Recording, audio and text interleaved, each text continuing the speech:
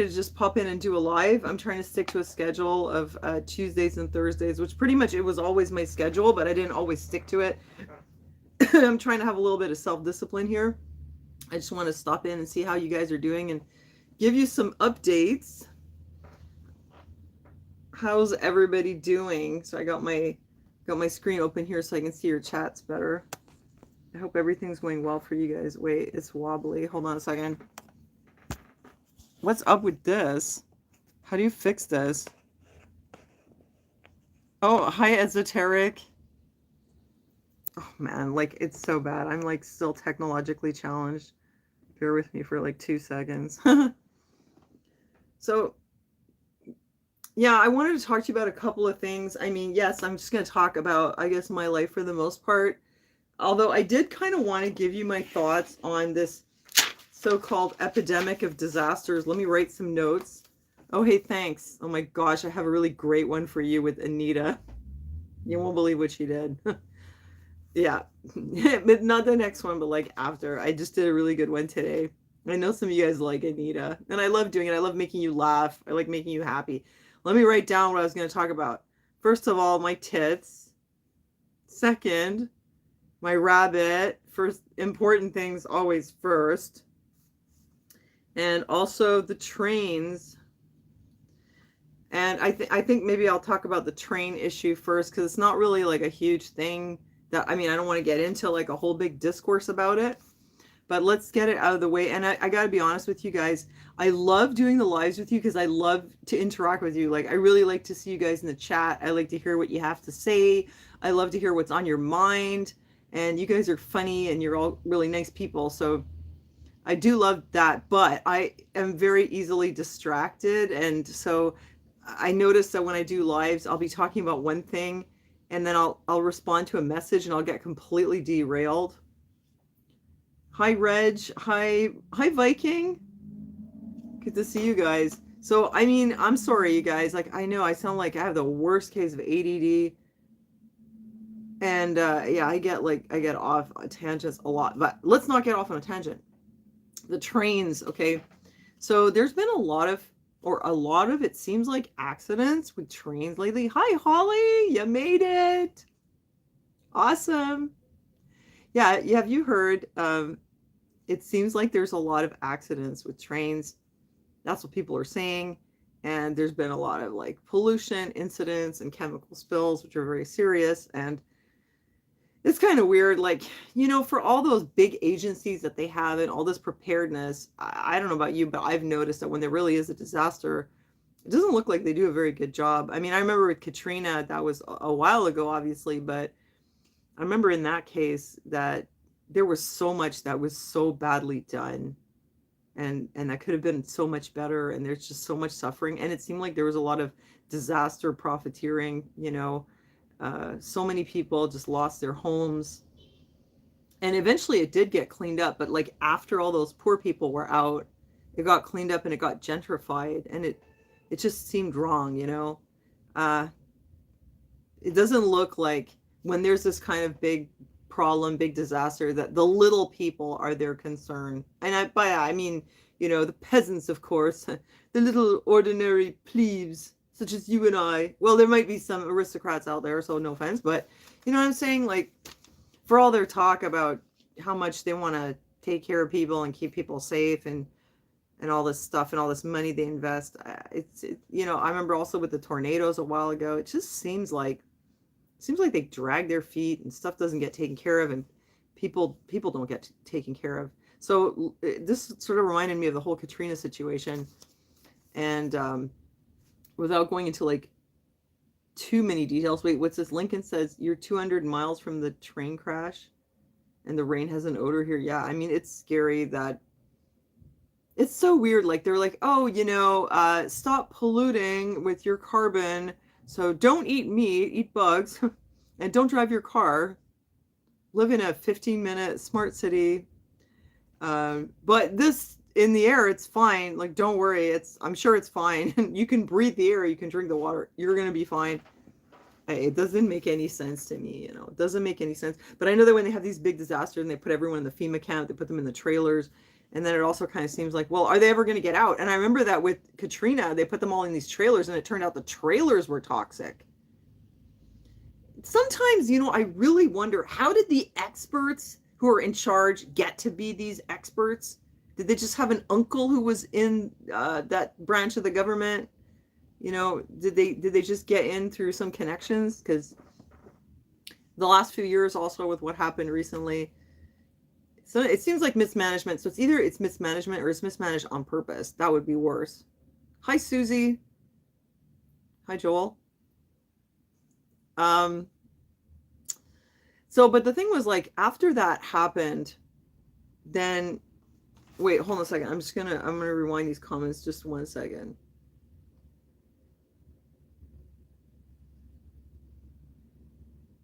Oh yeah, okay. So, like, after the first one, I noticed people were like paying a lot of attention to it, and then there was another one, and there was another one after. And so people started thinking like, oh yes, like the food plant fires too, of course, Joel, yes. People were like, oh, like they're just destroying all our food plants, and now they're derailing all our trains. But I'm the kind of person that, like, I have to really look into something before I come to a conclusion. So I might use the word fact check, but don't click off, because I'm gonna, me, I keep it based. So I did go and look at, like, I looked into it. I was like, how common are these kinds of train derailments in the first place? This happens a lot, not on that scale, but the first one was bad, and the second two that I heard about, they weren't that big as far as I know. Correct me if I'm wrong. And I was wondering, like, are people just paying more attention to it now? It's possible, you got to keep it scientific. Don't overlook the obvious. I looked into it, and I was surprised to find that there are like 1,500 train incidents per year in the US, including derailments. So PolitiFact had like referred to these statistics that you can go see on one of these statistic websites. So it's incidents, injuries and fatalities. Most of the time there's no fatalities. It's very few. Injuries and like disastrous, consequences or bad consequences it happens. There's a lot of incidents where there's very little consequence other than it costs some money to whoever owns the trains and that, and it could cost like $10,000 to $30,000. But so the thing was, PolitiFact was saying, oh, well, we have like 15,000 train derailments per year.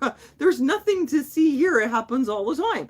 But if you look into it more, what I found out was that most of the derailments happen in the train yards. So there's a lot of them, but most of the time it's like a really minor incident where it's just something went off and it's in the yard. It's not even like on the road, on the track. So no, these kind of like, I've seen some footage of some like other tanker where it just went right off. It was at a crossing or a level crossing, and somebody happened to be filming, and they showed the train just like went right off the track with 3 containers, like what would carry gas or oil or something. As far as I know, it didn't break, or there wasn't any kind of disaster. But even that kind of thing, that is not that common. But what happens is a lot of like really minor accidents and derailments that happen in the train yards that nobody ever hears about.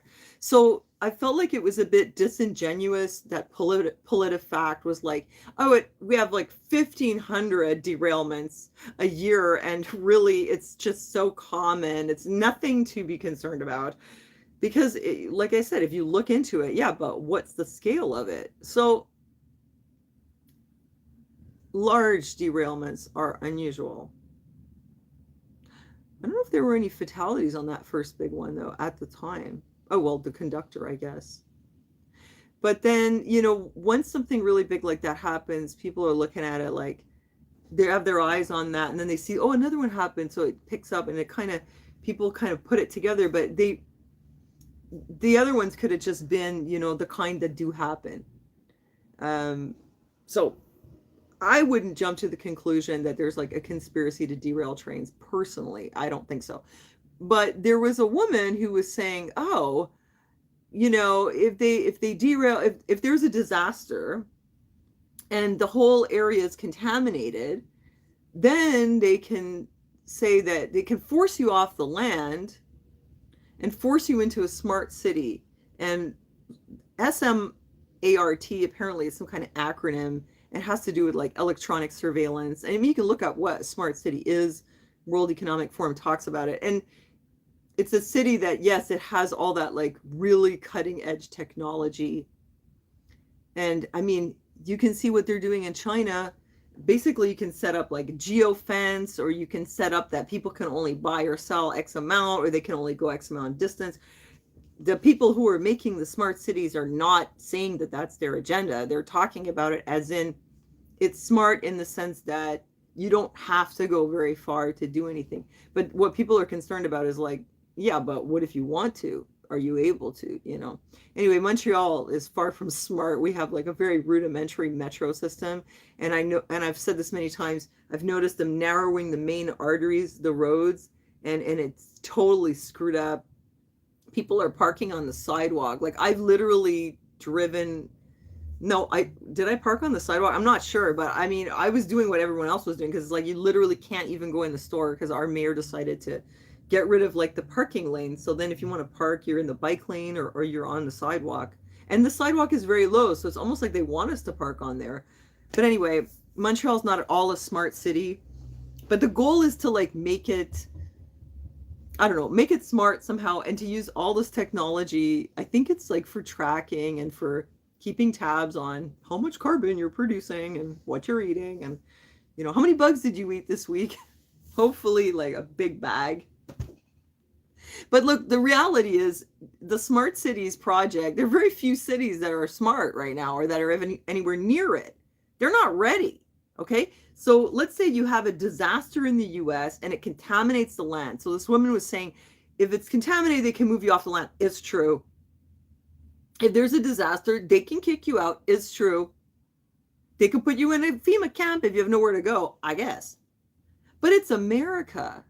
Even if they can kick you off the land, they cannot tell you where you can live, right?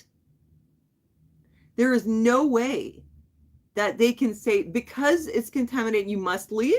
You must move to this city. Think about it. It's America still. I mean, we're in Canada, right? But she was talking about this applying to America. In America, you have the right to go wherever you want. There is no way that they can force you to go into a smart city, except if it's out of necessity. That you have nowhere to go? What, they're going to send you to the city? Are they going to give you an apartment? I don't think so. Most likely, if you really have nowhere to go, you know where they're going to force you to go? A, the Astrodome, like they usually do. You know what I'm saying? They're going to force you into that kind of place. And B, the FEMA camp trailers. They're not going to give you an apartment in the city, in the smart city, first of all. B, they can't do it. Because you have a right to say no, and you can go to Florida if you want, go wherever you want, if you have the means. Yes, you have to have money. But, you know what I'm saying? Like, they don't have any authority to tell you where to move to. They can have the authority to kick you off the land, at least while it's contaminated. But they can't tell you where you're going to live. They cannot make you live in the smart city. And second of all, third, wherever we're at, the cities aren't smart yet. A 15-minute city, what is it? Well, this is something I was talking about years ago. It's, you know, okay, backtrack a little bit. Did we finish about talking about the contaminated land? What I wanted to point out to you is I wouldn't worry too much about there's going to be a disaster, it's contaminated, they're going to move you to a smart city. First of all, Bill Gates is buying up all the farmland. You think he wants to buy up land and then have it all contaminated? I kind of doubt it. I mean, I guess it's possible. He is a rich person. Rich people do weird things. I shall buy the land and then I shall contaminate it. I mean, why would he want to do that? I will ruin my investments. It seems a bit weird, but anyway. Yeah, they're buying up all this land. I don't think they're going to want to ruin it. They can't force you to go to the city. But here's the thing. You ever heard about this, the Wildlands project? That's something to look at. So this was years ago. I mean, this was like when I first got on here. And there was this thing going on. There's a map. I'm just going to plug this in just to make sure it doesn't die. Hold on a second. Okay. So there was this project and there's this map and nobody talks about it anymore. But this has been for a while. Actually, let me just look up the map and see if you can still get it, because if I can find it. The Wildlands Project.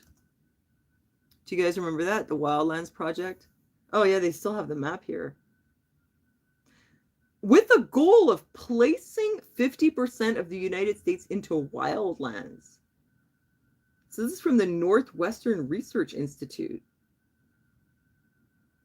And there's a Wildlands Network. Through a science-based research and innovative policy, Wildlands Network seeks to prevent biodiversity loss and promote climate change resilience. But let me click on this one here, the Wildlands Project. I just looked at the chat. It's like, where'd you all go? Are you all Googling wildlands now? Okay. So it says, you know what? I'm going to give you this link here. I hope you're still there. Oh, my chat's acting weird. That's not, okay, here, I'm going to give you the link. Let's have a look at this together, even if I'm low tech and I don't have the screen sharing thing. You were told all this stuff was going to happen in 1991. It's funny you should mention that, because my own father was buying land out in Vermont. My mother was planting a gigantic garden the size of a football field, and my dad was like putting cigarettes and silver coins in tins, you know, in the basement, and that was in the 70s. So it's not new. It's not to say that it's baseless, though, that none of this is going to happen. Wildlands Project has a goal of placing 50% of the United States into wildlands. So they have this map. Okay. The idea is to move people into sustainable communities, i.e. pack 'em and stack 'em cities and out of rural areas.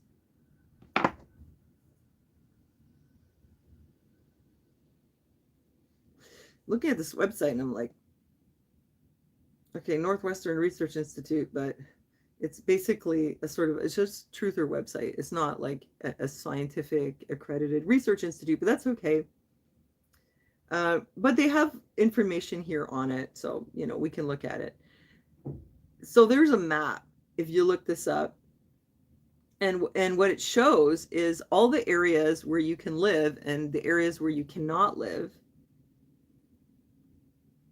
I'm just going to open this one. The Wildlands Project returns. Let's see if I can see it here.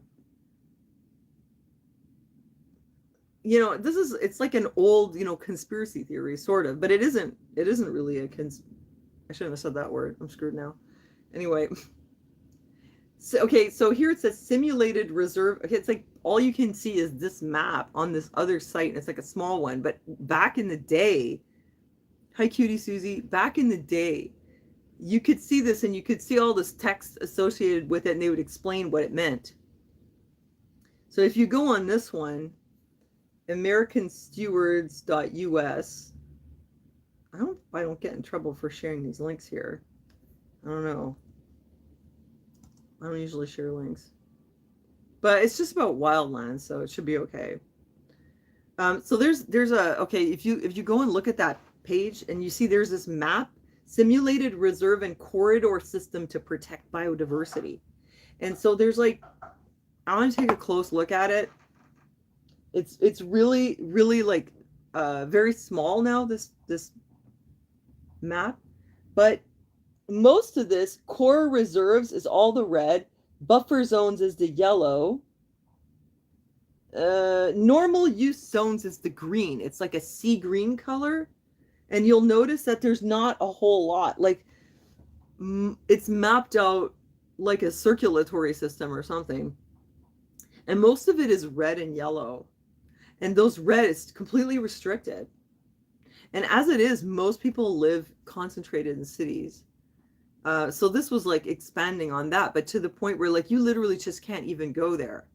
So somebody's trying to make that happen. That's not new. This is so old. And how much does that line up now with this whole, like, you know, well, let's save the environment. Watch your carbon output. Um, yeah, might have to have a carbon tracker. Don't go anywhere. Smart cities, 15-minute cities. You're not going out there. It kind of fits in with that whole thing that in order to save the environment and help biodiversity, you have to like restrict what people do. Yeah, making cars unaffordable, like everything's unaffordable. Okay, so this has been there for a long time though. I mean, the first time this got on my radar was like 15 years ago. So, but somebody's been planning this for a long time.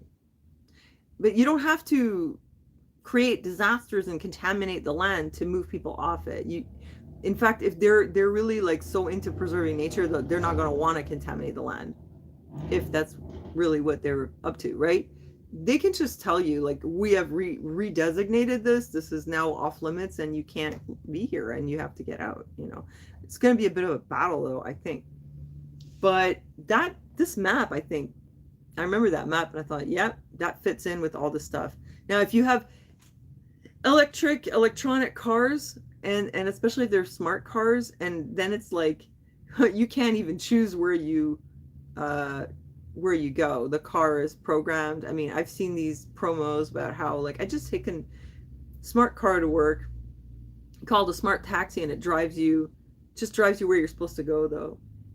So you know, I see these things like fitting together. You couldn't do this before when you had regular gas cars, but if you have electronic smart cars, you can really impose that. Because what are you going to do, have electric fences everywhere? I don't think so. It'd be like a geofence, electronic geofence, and probably just smart cars that won't go, you know. So bottom line here is there's no need to contaminate the land and move people into the cities, but you can restrict. You can. I mean, they can try. That's what they've been trying to do. So the smart cities, a few years ago, there was a presentation here. And so the problem was you have people in the city, and then you have people in the suburbs, and they're commuting all the time. And so there's a number of reasons why they want to stop that from happening. So what they were doing was they finally had the idea, well, what if we make the suburbs into like towns that have all the stuff they need? Which I think it's not a bad idea, because the way the suburbs are right now, it's kind of, oh, there's helicopters outside. So it's so noisy. I don't know if you can hear that. The black helicopters are coming.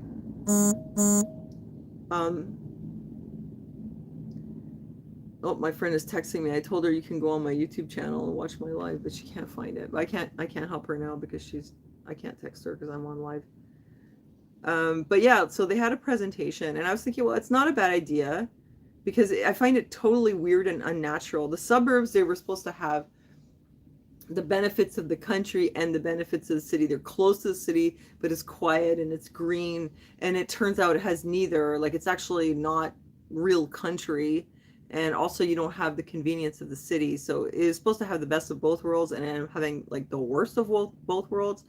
And so when I go out to the suburbs, and it's like, it's just houses. It's not really like a small town where you have a main street, you have businesses, and then you have things around it. You have like just huge areas where it's nothing but these winding little streets with all these houses, like a lot. And then you have a strip mall.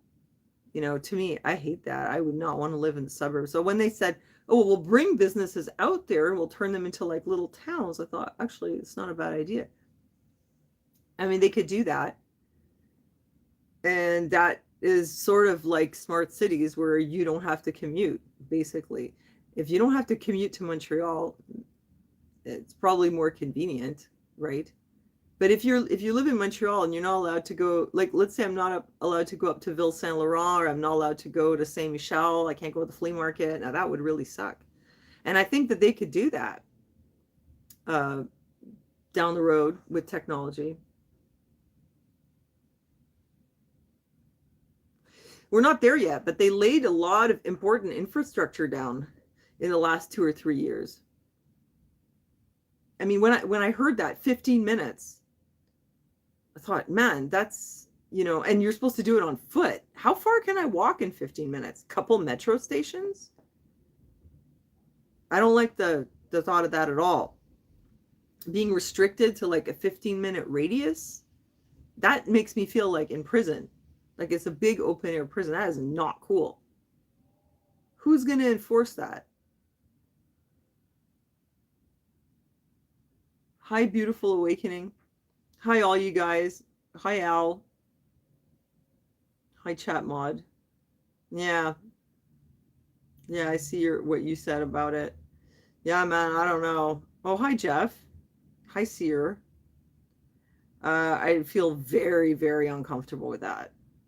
And the thing is that all really hinges on like having digital ID and like a digital thing that you have on you. Like I said, like this pass system laid a groundwork for that. You could, again, look at what they did in China. I mean, they attached it to the COVID test. You had to have it had to be green, right? Based on that you had a negative test. Of course, it turned out later people were just bribing the testers and it was completely useless.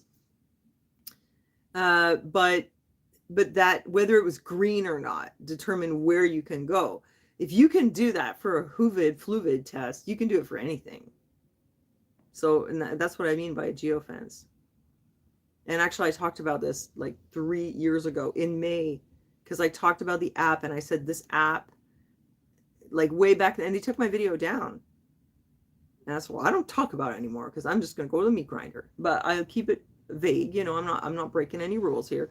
But I talked about this app way back, and I told you it has also like the potential application as a geofence, which means that it's relaying information to someone of who you are, whether you can be there, and you know, or not. What happens if you decide to ignore it? I don't know. What happened during the pandemic when people had to show passes? What happened? How was it enforced? You know. So, I mean, would it set off like an alarm? I mean, I don't know how they would set this whole system up. But I mean, yeah. Bottom line here was you do not have to have derailments and contamination to restrict people's movements. The smart cities are developing, but they're not ready. There's so many areas where there was actually an area in Quebec, I think it was called Pontiac or something, where not saying that they did the right thing or anything, but basically they never went along with any of the stuff. Like the entire town just didn't do it, didn't enforce it. And like they didn't talk about it much in the news. They didn't say, oh, by the way, there's this town where they're not doing any of this stuff and they're living like it's 2019. So what if there was like all this other stuff and geofences and 15-minute cities, and would everyone enforce it across the country? I mean, imagine like in Florida, do you think? I think it's very varied. You know what? Honestly, they have big plans for us and for what they're going to do and what they're going to limit. But it doesn't mean that everything's going to go smoothly for them and they're going to have everything they want. I feel like it's really audacious of them to just to push it so much, to push it so far. But I mean, if people get digital ID and they get their online bank account and then it goes to digital currency and it becomes programmable, that will make it easier. I mean, yeah. So there's that. How do I feel about them changing the English language? It reminds me of like when they tried to go politically correct back in the 80s, but at the time nobody went for it. We used to make fun of it. We'd be like, yeah, I'm vertically challenged. But it's weird. Now they're really, well, hold on. Let me take a hit off my vape.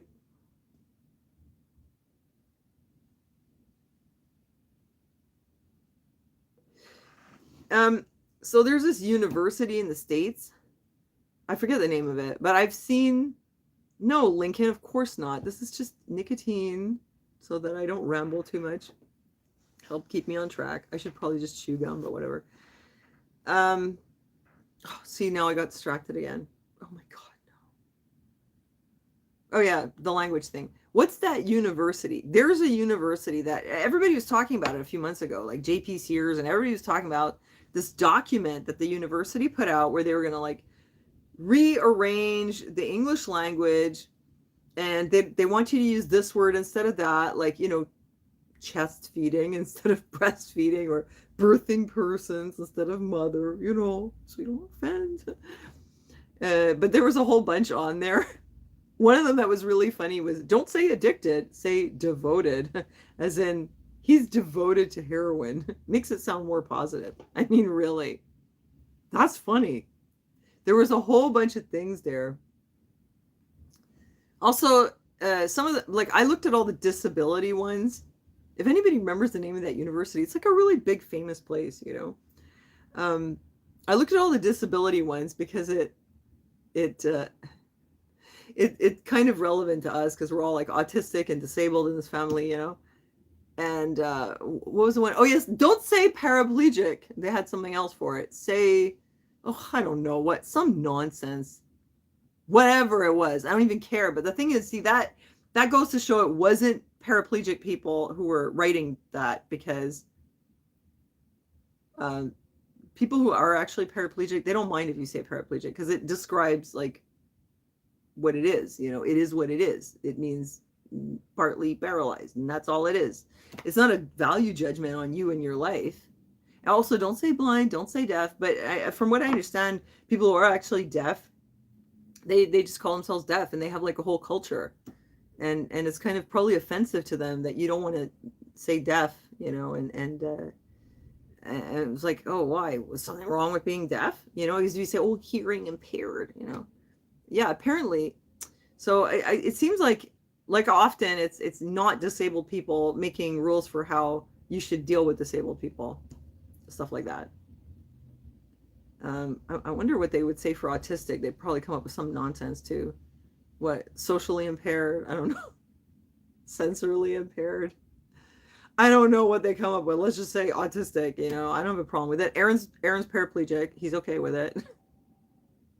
There was a whole bunch of really dumb things. But here's what I'm trying to say. That is a university, and they had this little woke meeting. This little meeting of the woke minds. And I could just picture them sitting there at this meeting and like trying to come up with ways to like not offend people and like rewriting the whole vocabulary. But it's just for them. It was for them and for their meetings, and it was within their university. They are not actually saying to impose this on the rest of the world. That would be funny. But they don't have that kind of authority. Like, you shouldn't say American anymore. I think American was one that was like, that's no good. You guys help me out. I know that you saw this nonsense. I know you saw this document. Don't say American. Don't say, don't say old. Say antique. Don't say dirty. Say covered with a rich patina. Somebody help me out if you remember what it was. But anyway, yeah, it's not for, okay, nobody here knows what university it was, but there was something wrong with saying American. I don't remember what the problem was. Or maybe it was, you're not supposed to say citizen. I don't know. It was the dumbest crap I've ever heard. It's so ridiculous. I feel like they're just messing with people's heads with all this stuff. Just messing with everybody so badly. And okay, oh yeah, Latinx. Okay, that's another thing. Like, who actually uses that? Any Mexicans here? How do you feel about that? Any Latinos? I think it's white people who made that up. Seriously. I mean, I could be wrong, but I don't think that it was actually like Latino people. I hope I don't get sent to the meat grinder for saying Latino. Who says Latinx? Like, what is that? Language evolves naturally, and that's totally normal. And that's why the meanings of some words completely change. Like the word gay used to just mean happy. That's why, the riding on a one-horse open sleigh, I don't remember how it goes, but it's something about being gay, right? So like, oh, we have such a wonderful time. But the meaning changed, so then they changed the song because gay didn't mean happy anymore. It meant, gay. So they changed it to merry and bright instead of merry and gay or something like that. So language evolves, that's normal, but it usually evolves organically. It's a thing. That's why we don't speak like Shakespeare or whatever, because it does evolve. Don we now our gay apparel. I'd love to see that. I'd love to see a really thoroughly gay Christmas. That would be awesome. But anyway, yeah, language evolves, but it's not usually like some higher authority that imposes it top down. That's the difference. And it is, that is happening. You know, when they say, okay, we're going to call it chest feeding now, that's top down. So that is kind of weird. I don't remember that happening before. I could be wrong. But it feels like it's a control technique more than anything. It's a bit weird. It's a bit weird. I mean, yes, great, you know, inclusive for people who are chest feeding. I get that, but I don't know why you can't use both chest feeding and breastfeeding just depending on the person, you know. Anyway, too much. Archie Bunker would be completely screwed. Can you imagine how far we've come?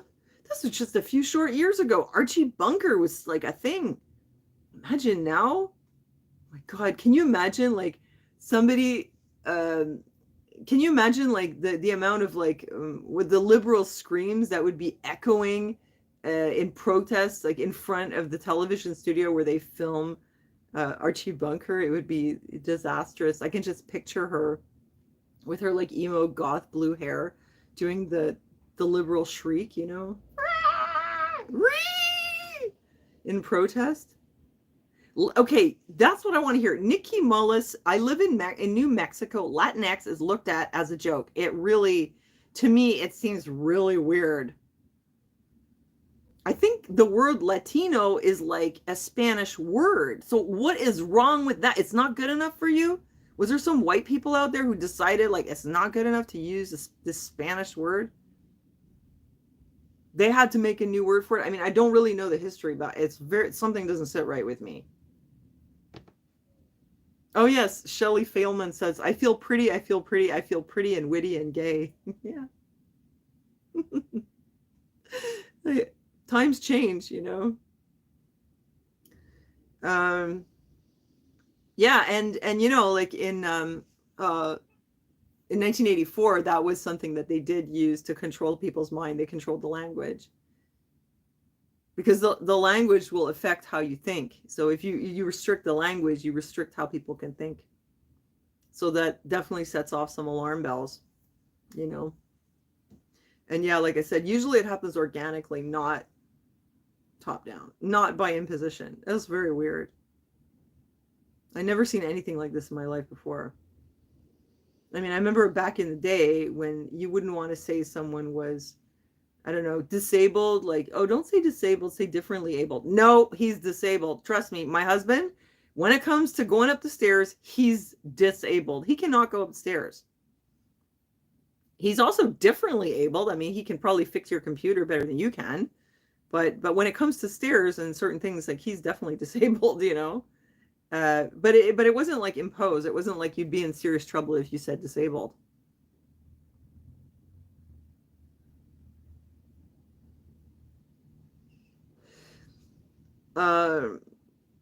Yeah, somebody said some spell better than others. Yeah, I remember that whole thing with Jordan Maxwell and how like the language, it's like your words, like you're using a spell, but okay, I think he's passed now, like rest in peace and everything.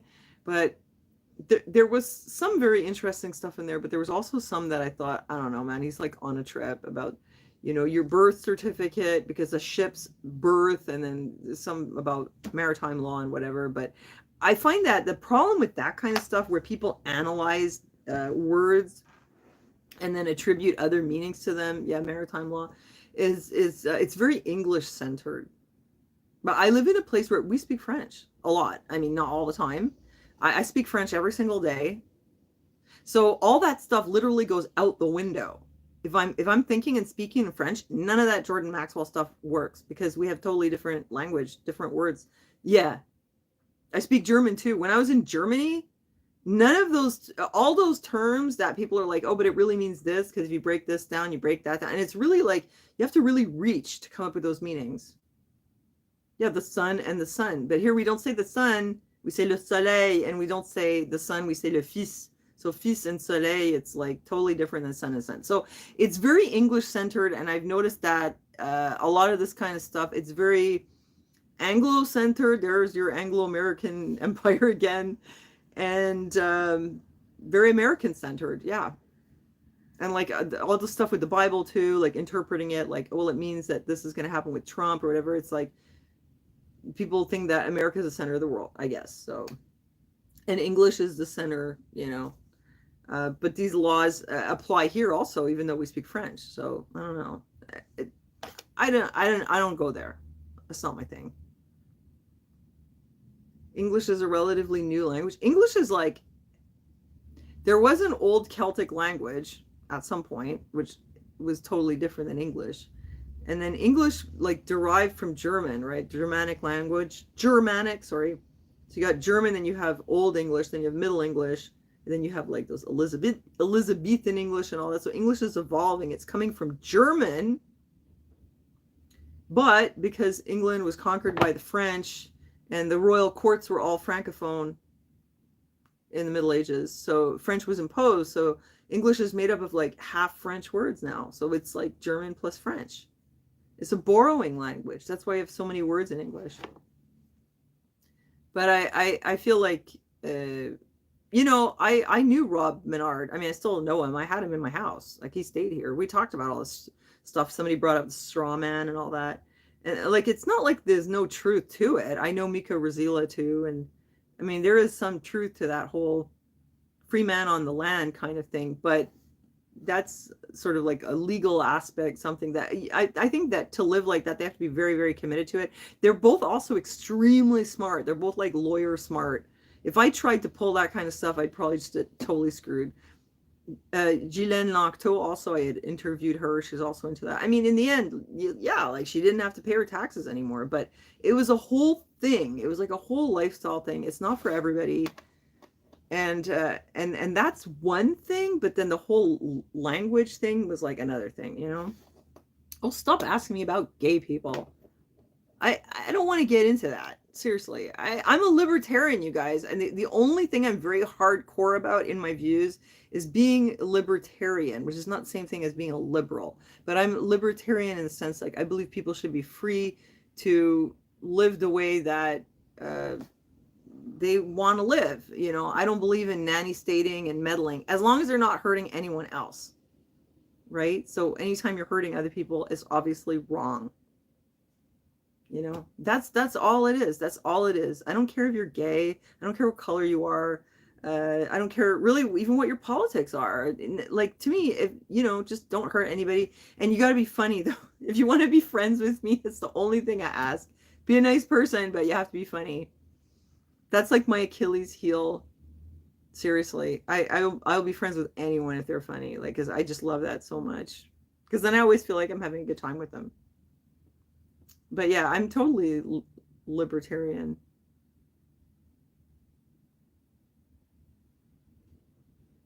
And Rob Menard, like, he's really, really smart guy. And I opened for him a couple of times. I was like the intro. It was like we did stand up and we used to do spoken word and stuff at galleries and, you know, venues. Like, I used to do that kind of stuff, live performance art. And he was a very, very smart guy. But, you know, I mean, I couldn't do what he's doing.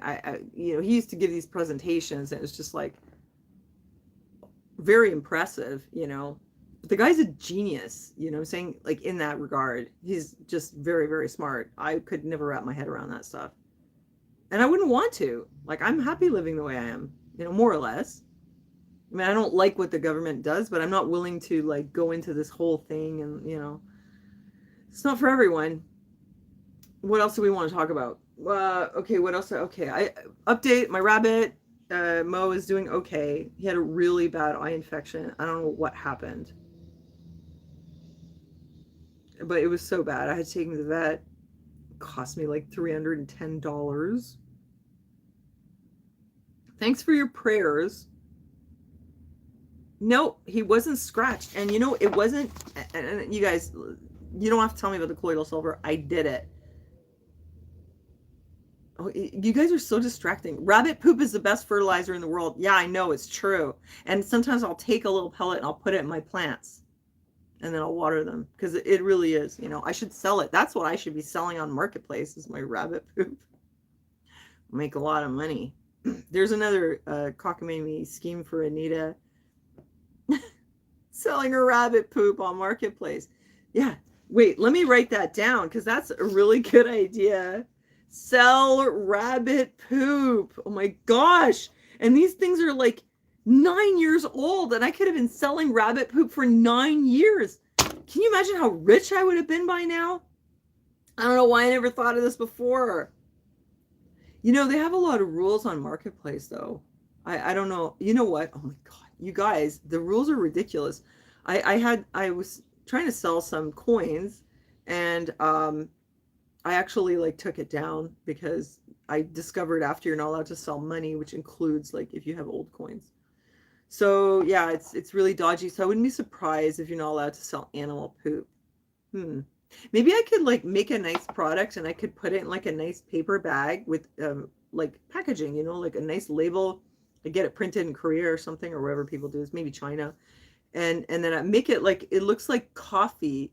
You know, like when you have your coffee beans in a bag and there's like a little window so you can see, except that in the bag it's not coffee, it's rabbit shit. And I sell it on Etsy, man. And people need that stuff. They really do, because everybody wants to grow food now. So you gave me a great idea. Thank you. Thank you for the great idea. But yeah, my rabbit is okay. I think he's recovering. So it wasn't actually the eye itself. It was the tear duct.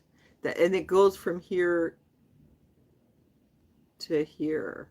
It goes through here, yeah. And they like flushed it, and all the goop came out of his nose. And I've been doing all this stuff. Oh, somebody says you can't buy on Poshmark, Susie. Yeah, because it's so dumb. Like, it's so dumb. I can only sell to Canadians. Yeah, it's screwed. But I am allowed to cross list and like sell on other platforms. So, I mean, look, not to push my Patreon again, but Patreon is another platform. So if you're on my Patreon and you want something that I have, you can message me. It is doable. You know, you can do that. Unless I like set it up on eBay or somewhere else, you know. But what I did like about Poshmark was the fact that I don't have to worry about the shipping at all, because that's a total pain. And I always get it wrong. Every time I do the calculation with Canada Post and I go to the post office, it's always more, and I end up absorbing all the costs. Yeah, wait, let me give you the link for my Poshmark again while I'm here. Wait, how do I get to my store? My closet. I mean, if you're in Canada, you know, if you're in Canada, okay, special for you guys, here's what I want to do. If you go to my closet and there's something there that you like, okay, hit like, give it a heart, leave me a little comment who you are, like be like, I don't know, I'm Marcel from YouTube or whatever, just, you know, not singling you out, Marcel, but just as an example, you know, and then I'll give you like a discount, you know, I'll make you a good price if you want to buy something, if you're from Canada. So yeah. And also, like, I'm doing the bundling. So, like, if there's some things that you want, you can make a bundle, and then I'll make you a super good deal. And, like, you'll have, like, really, really low shipping. And, you know, so you put, like, I mean, if you don't want anything, like, no pressure. But just to let you know, if you are in Canada and you do go to my Poshmark and you like things, hit like, tell me who you are, make a bundle. I'll make you a really good price. So yes, okay, selling rabbit poop. I'm gonna have to look into that. I'm not sure about Poshmark unless I put like a special, you know, like make it look really posh. Gold rabbit poop. I like cover it in gold mica. Yeah, I think we're onto something. Like gold and like a nice little label. That'll work. Okay, and oh, my friend, she found my videos now, but she hasn't found my live, so she's still. I think she's sort of floating around my channel trying to figure out how to get me live. I can't help her now. Posh poop. Yeah, that's a good idea. I bet you I could sell it on Marketplace. Man, I've had a lot of rabbit poop. Can you imagine though, if I start saving it, can you imagine like how crazy that would be if I actually started saving all the rabbit poop in like bags? And my husband would think I'd lost my mind completely. I'd be like, no, I'm going to sell it. I'm going to sell it on Etsy. Nothing inorganic. Oh no, well, mica is organic. Yeah, I've used it before, like to make bath bombs and stuff. Can you just imagine, like, Aaron's face? How crazy he's gonna think I am. He'll be like, Sonia, and he's so nice about everything. He's not gonna be like freaking out, and he's gonna be like, Sonia, I'm not sure it's a good idea. You know what? I should do a prank on him. I should like put it in bags and have it like all on the table, and he'll be like, Sonia, what's this? And I'll be like, I just had a really great idea. I'm gonna sell all the rabbit poop on Etsy. He's gonna think I'm really nuts, but it'll be funny. Let's see, was there something else I wanted to talk about? Let me just take another hit off my vape.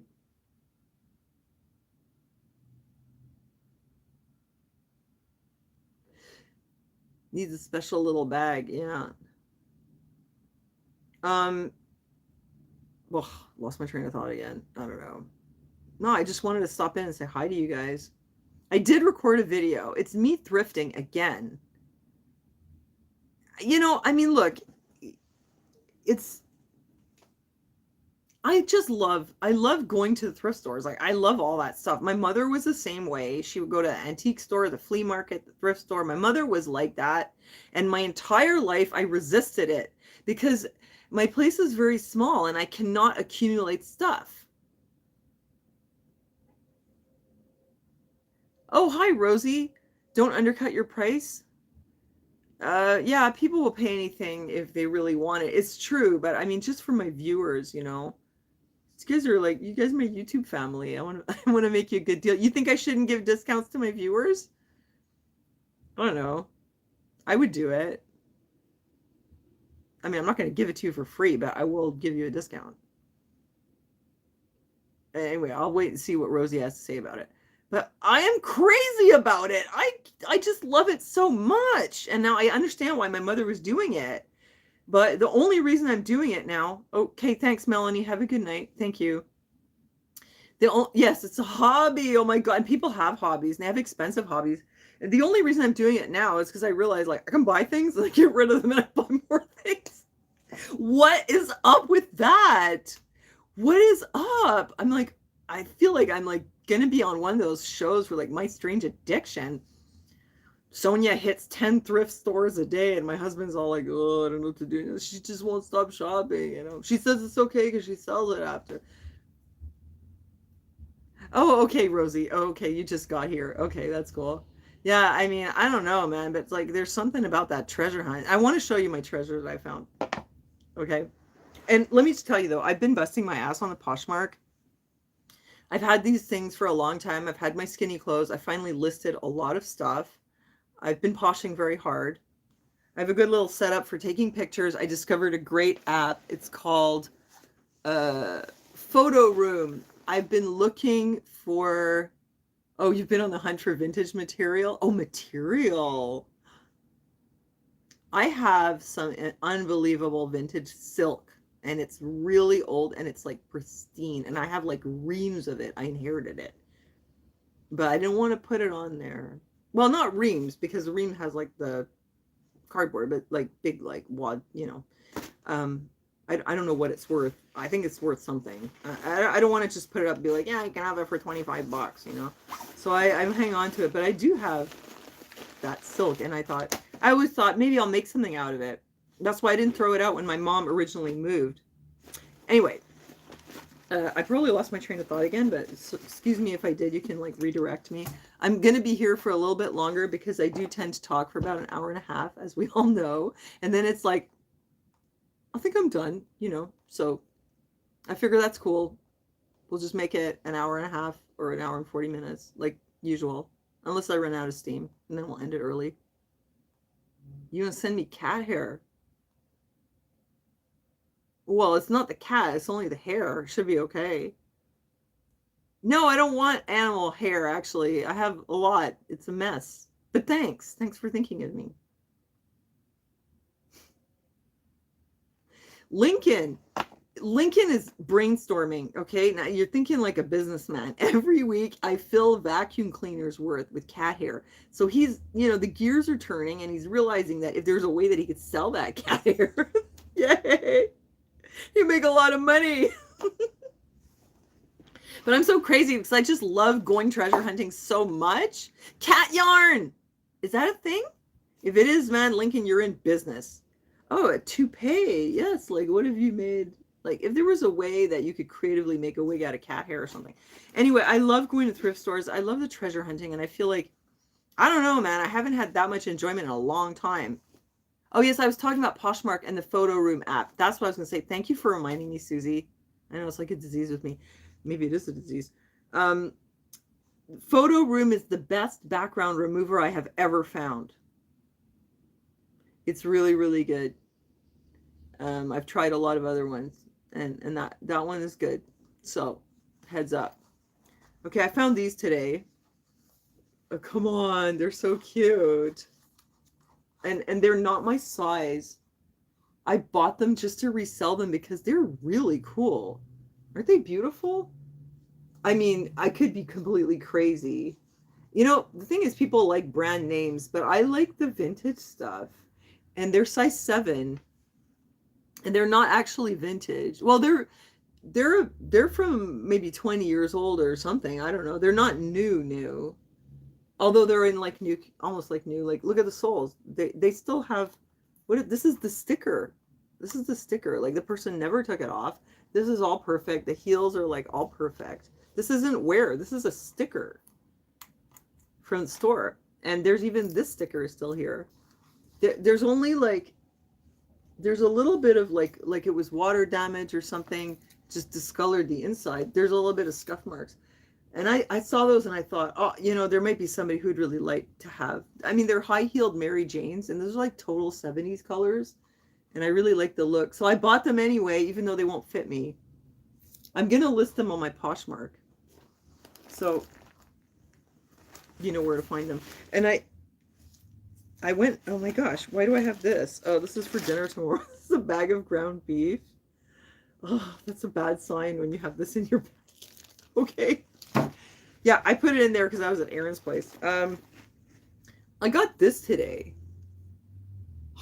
I just had like a little panic for a second. Tell me I didn't chip it.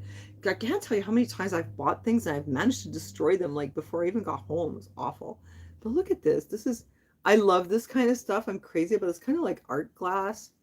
And I don't know how well you can see this, okay? But you see it's blue, but you see how it's like, it's sort of, well, you can't see it well here. It's blue, but it looks like clear right here. And it has like this coppery sort of sparkles, and it's not really an ashtray. It's cool. Cobalt glass, is that what they call it? It's very sparkly because of the copper. And it's got that, those like curves in it. There's a little chip right here. Like she told me there was a chip on the bottom and I was like, oh, I don't care. And there it is. I didn't care. But when I went to pick it up, it was like she was in a rush. I get to the door and she hands me the ashtray and I'm like, oh, it's really nice. Thanks. And I don't know. I got this feeling she was just like, wham, bam, thank you, ma'am. And I don't know. I should have done this. Take off the glasses first of all, and then like start giving it the Aspie inspection, but I didn't.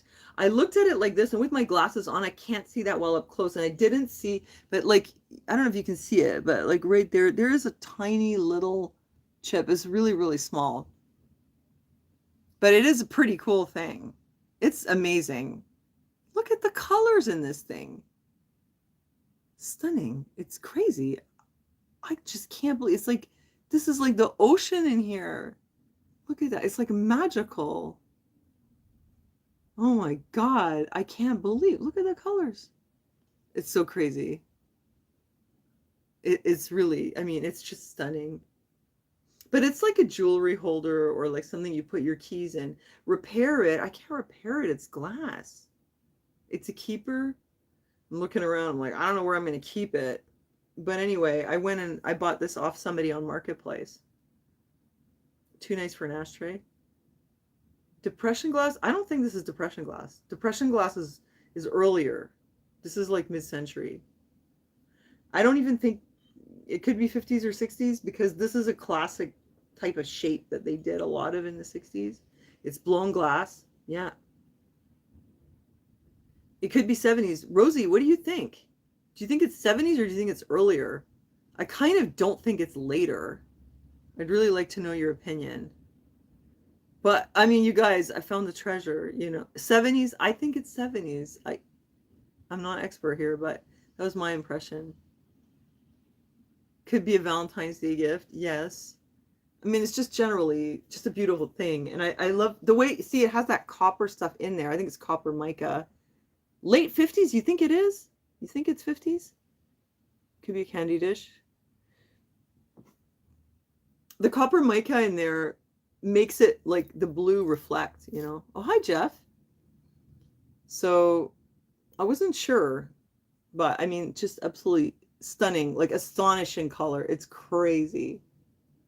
No, I don't think it's Murano because I never seen Murano use this kind of fleck. Murano flecks are like little flat, like, you know, when you have gold leaf, little flecks. I mean, Rosie, you tell me because you probably know more than I do. But from what I gleaned, Murano, they did some with gold. Mostly it was like green ashtrays with gold flecks, but they were like little pieces where this to me looks like mica. It looks like copper colored mica, I think. And it's funny, it has like a puffy sort of cloud type quality to it.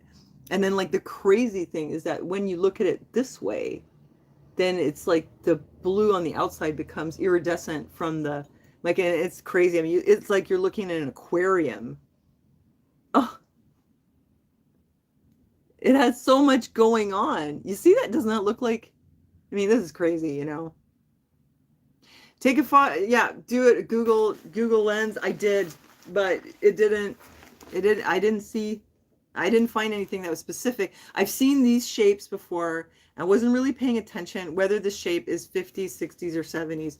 If anybody there knows, let me know. When was the heart thing in style? There's no way this is later than 70s. I don't know.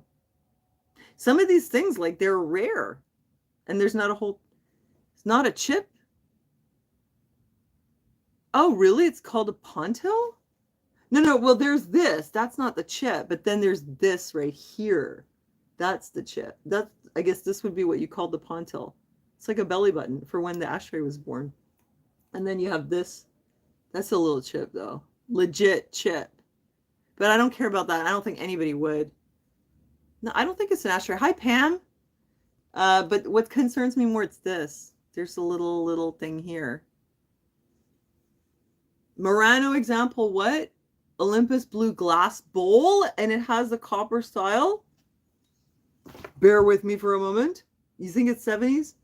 And I love the 70s. I mean, the style. And the 70s too. I would go back. Okay, wait. Let me write that down before I forget. What did you call it? Here, let me just check. Olympus? All right, let's see. Blue glass copper.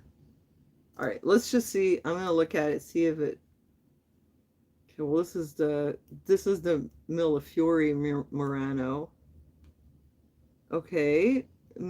Murano art glass bowl blue. No, the shape. You know what? I look at a lot of other people's stuff. One of these days, I will come across another heart-shaped bowl. And I'll figure it out. And if not, if you see this video later and you want to leave me a comment and you tell me if you can date this, then that would be great. Okay, let's see. What else did I get?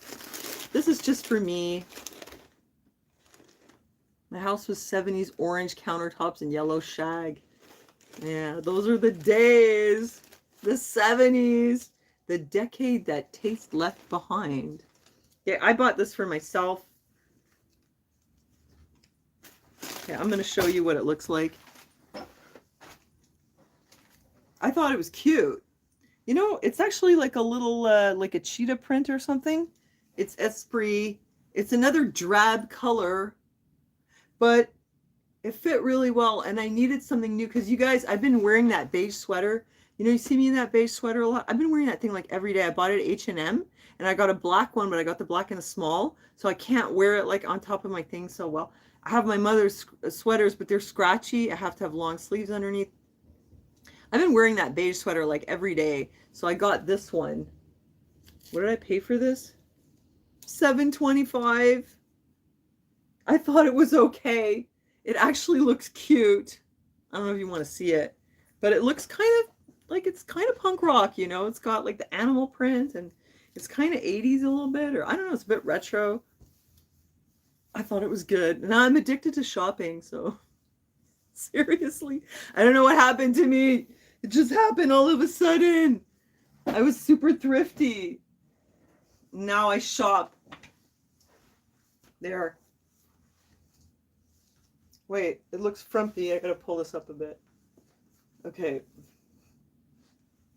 So it's just like a normal looking little thing. I think it's good. I think I'm gonna wear it a lot. It's very comfortable, and that's always like first priority. Yeah, it's a good fit, eh? I'm surprised. I found that in the thrift store, and this is so crazy. And I'm not selling this. I found this. I can't even believe it fit me. Like, this is point zero. Do you guys remember point zero? I don't know if it's a thing so much, but I used to wear a lot of point zero, like right around 2000. It's like a Y2K. Look at this dress. That doesn't do it justice on the camera.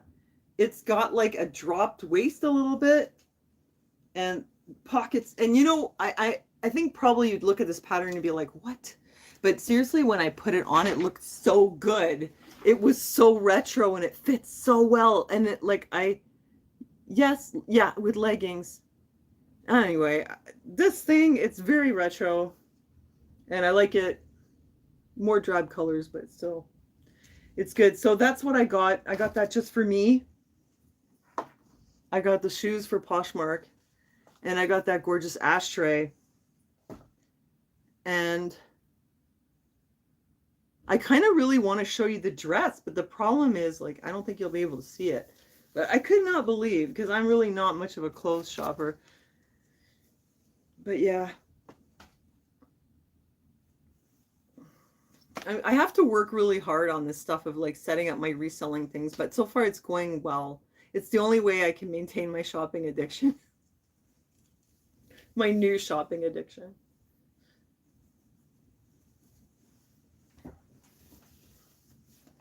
Okay, I gotta move this chair out of the way so you can actually see it. Oh my God, it's so crowded in here. Can you see it now? Like it does actually fit really well. And it's very like comfortable and kind of slouchy. Do you like it? Look, it's so retro. Well, of course I have these sleeves under it, so you can't really get the full effect of it.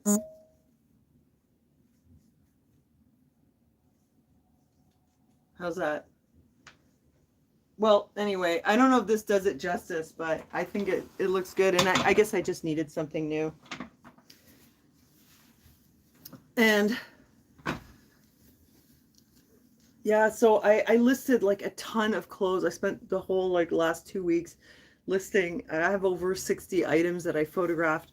I'm just put everything up. I'm going to posh very hard. And then, you know, hopefully over time the things will sell. And you know what was crazy, and this was really cool, and I hope this would happen again. I had listed these boots on Marketplace, and a person contacted me, and when they found out where I lived, and they said it's too far. Now that's happened in the past, and I was like, oh well, that's too bad, you can't pick it up. Or I had to mail it, and the shipping was very high. It was like $25 to mail a thing. I told her, well, you can go get them on my Poshmark store. So I gave the person on Marketplace the link so that they could go over there, and I printed me out a label and I packaged it all nicely for her. Off it goes with tracking. Everything's done. I mean, yes, I got less for it. It's true. But you know what? I didn't really care. Like in the end, like it's not about the last dollar or two. It didn't really matter. If somebody had come to my door, I would have gotten like an extra $35, maybe $30. Does it really matter? Those boots, I think I was the only person in the world to have them. They were velvet Pascal boots from Doc Martens in like a lilac purple. And I could, if I had put them on eBay and they'd been auctioned, if I'd found some big Doc Martens fans, maybe I could have gotten like more than $200, but it doesn't really matter. Yeah, I sold the purple boots. Hi, Shannon. Yeah, they sold actually through Marketplace, but it was great. I could refer her. She signed up for Poshmark because of me, so she got like $15 discount. Or wait, no, she was already on there. But those other people that I referred, they get $15 credit for signing up, and then they can buy my Marketplace stuff through Poshmark. So, I mean, anyway, I can't not do it. It has to go up. And I've had a couple things up on Kijiji this entire time just to see. Nothing. It's just really like that. There's nothing going on there. Isabel is messaging me. That's my thrifting buddy, Isabel. She's awesome. And when we get together, all we talk about is thrifting. Well, shopping. I mean, it's really a thing, eh? Like the vintage stuff and the flea markets and the thrifting and the reselling. Like that's all we ever talk about. So there was one more thing, since I'm going to be here for just a few more minutes. Hold on a second.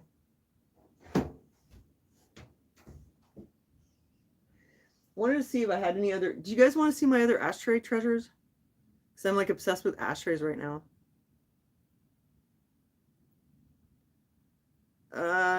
I'll wait and see. I mean, I'll show you my ashtrays if you want. You do? Okay, fine. Susie says yes. I'll do it for you, Susie. I'm very proud of them. I'm like obsessed with ashtrays now for some reason. Don't support fast fashion. I don't know what it is. Lady Liberty doesn't want to see my ashtrays? Okay, well, I don't know. The eyes have it. I see more yeses than nos.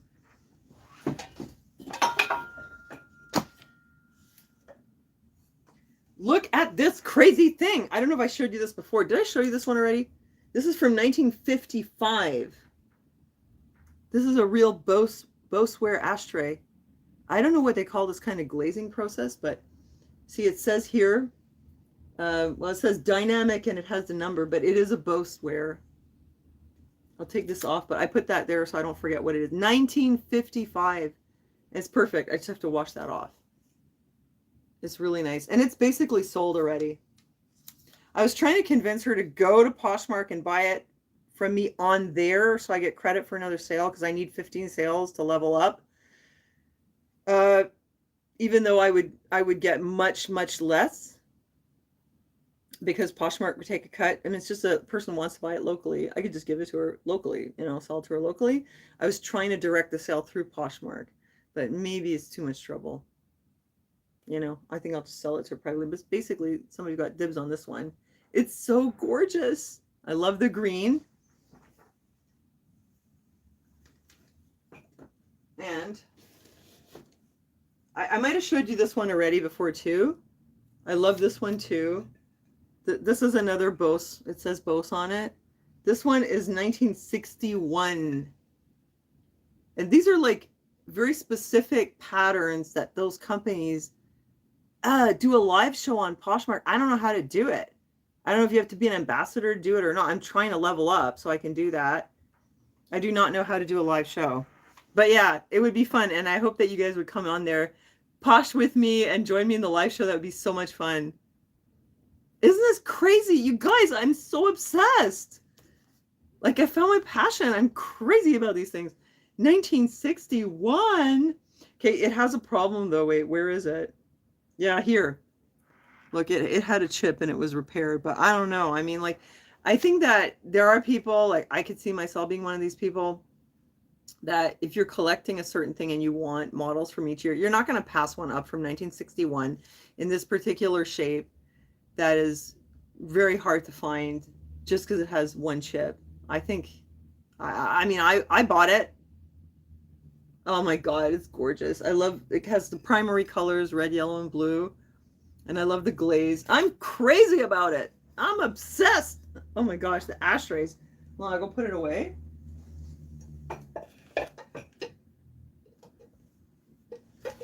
I just have to make sure not to break anything. Oh, I found this. This is just like mid-century modern from Japan. You know, I have like a few pieces of this Monarch. Yeah, so this is like 1950s serving tray. I thought it was cool. It has a little bit of scratching here, but anyway. I can keep that for myself. I think I showed you this. Wait, I'll show you my other Boseware one. I think I showed you this before. This one's also 1961. Super cool with green and yellow. Ah, I love it. This one, I showed you this one before, but I'll show you one more time. 1970s, I think. Crazy. Oh my God. I just love it, you know? Yeah, it's amazing. And it's like a yin yang. Total 70s. Like, hey, groovy, you know? Well, that's a bit 60s, but yeah, it's like, you know, do your thing, man. Yin yang. Smoke a cigarette with me. Because back then, everybody smoked. And then I have these. These are older. Yeah, the nostalgia. These are like 1960s. The Amber Hawking. Amber glass. This is a particular kind of glass. Like, this has a name. I forget what it is. But yeah, these are really gorgeous. I love them.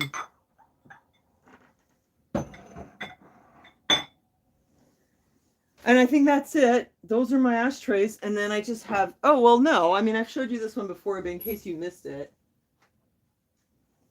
The Murano Bulicante.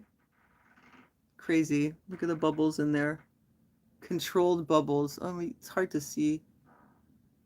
Yeah, that one I was really like, oh my God. Oh, thank you so much, love. Thank you. This is going to go straight to my shopping habit. Don't worry, I'll sell it after. So it'll be okay. I don't know, I feel guilty about spending money. Probably because I don't have a whole lot to like spare. But thank you so much. I have, this is so crazy. I have one piece of Pyrex in there. And I told you about this before. It's the pinecone pattern. This 1950s. And it is like immaculate. Like even the whole pattern is just perfect. I haven't listed it. I don't feel good about listing those things on Poshmark because they take such a big cut. I feel a bit ripped off. We'll see. I'm going to get around to opening an Etsy. And then we'll see how that goes on there. It's fine. I mean, that's it pretty much for ashtrays. I don't really have any other treasures to show you right now. I have these, like, I bought these too. These are super cool. Look, they're like, you know, silver vampire drinking goblets. Although vampires only drink blood. But doesn't that just look like, you know, Interview with the Vampire? Silver goblets. How cool is that? And I have 5 of them. And they're old. Morton Parker, Marlboro plate. Yeah, these were a score. What's that? Oh, it's just the goop from the thing. What do you think? You have one of those? I think they use them for the bar mitzvah or something like that. I think it's like a Jewish thing. It's a thrift store in a Jewish neighborhood. Well, next to a Jewish neighborhood.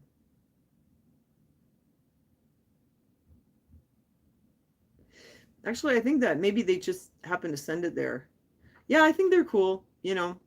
And I polished them and they were like all super clean. But here's the thing, you guys. Silver generally, nobody wants it. And that's what's so weird. I hope you don't mind if I do the thrifting videos. Oh, wait, you found the glass on eBay? Art glass heart dish? Oh, really, Rosie? You think it is a Murano? What could be better, right? That would be the best news if it was a Murano. Thank you so much. Wait, let me go see what you said here. Murano art glass heart dish. It's called Venetian glass. Oh my God. It's so beautiful. Cool. Thank you so much, Rosie, for doing that. I looked it up and I couldn't find it. Well, iridescent glass. I have some Indiana Carnival glass. I have a punch bowl and 11 cups, you know, with the vine leaves and the grape motif. But I'm not listing it because, I mean, I could list it locally, but I don't want to ship that thing. It costs like $100 to ship. Yeah, okay, so that's what I was going to say. I hope you like me doing the thrifting videos because that's absolutely my passion. I'm obsessed, seriously. That's the thing. Nobody buys that silver. And the crazy thing is when you go to the thrift store, the silver is all behind glass and like locked up. And it's like, why? Nobody wants that stuff. You know, they want this and my like funky 70s ashtrays. And you know what? It is a bit hard to let things go though. Okay, thanks Michelle for the encouragement. So silver is classic. Sterling, yeah, sterling is valuable, but they've got silver plate stuff behind glass, and it's like, I don't know why. I mean, they must know what they're doing. You can't even sell that stuff. You can live vicariously through me with my thrifting. I feel like I've gone like right, like totally like, you know, what do you call it? Like, I don't know. One of those expressions about like barrels and blazing and, you know, whatever. Full barrel blazing. I don't know. Like just gone all in. Oh.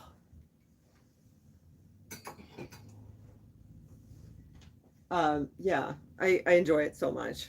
I keep thinking, well, my mother was the same way, so, you know, maybe I'm not crazy. Maybe it runs in the family. Guns blazing? Well, no, guns blazing is like aggressive. This is more just like, I don't know, whatever. One of those expressions that Aspies don't understand, you know? I'm just joking. So yeah, I mean, I have to exercise some self-discipline here and like not buy more than I sell or I'll literally just be a hoarder. But I mean, those of you who started with the thrifting and the treasure hunting and like you've seen the things I found. Like those are really special, amazing things. It's just an unbelievable high when you find like a gorgeous ashtray or like a Murano glass. I never realized, you know, how amazing it was. And like I just feel so alive. I'm starting to worry. Like I haven't felt this good in, I don't know, years. Drip glaze? Oh, I love drip glaze. I found a drip, well, is it a drip glaze? Yeah, some of them are drip glaze, but I found I think it's called Northland. It's like from England. It's a teapot. Yeah, the Northland teapot. It's gorgeous. I put it away. Oh my God, you guys, the stuff that I found. I really want to show them to you. Okay, give me 1 second. I'm going to show you one more thing, okay, since we're on the subject. You've actually sold a couple of things since I started the thrift videos? Really? Kukum! Excellent. Did you sell them on where? Marketplace? Rent an extra apartment, love. Okay, well, the extra apartment is going to cost me like $2,000 a month. No, you can't rent it and Airbnb rented apartments. I get the boot. I gotta buy a house then I can do that. Yeah, really, eh? Like buy a house and like make it all 70s. And there are gonna be some freaks out there gonna want that. Marketplace, awesome. That's great. I'm really glad that you did it. That's why I was like, I keep talking about it because it's like, hey, like you can list it. It's not that hard. I don't want to like leave you, but let me just go get something. It's gonna blow your mind.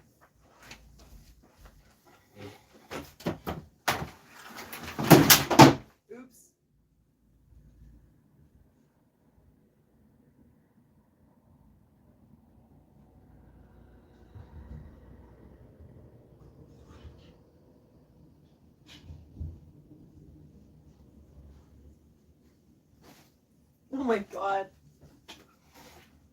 Oh, you guys, I knocked everything over because my ass is so big that I used to be skinny and sometimes I'm not used to having such a wide load. And then like when I walk by things, I just bump into everything.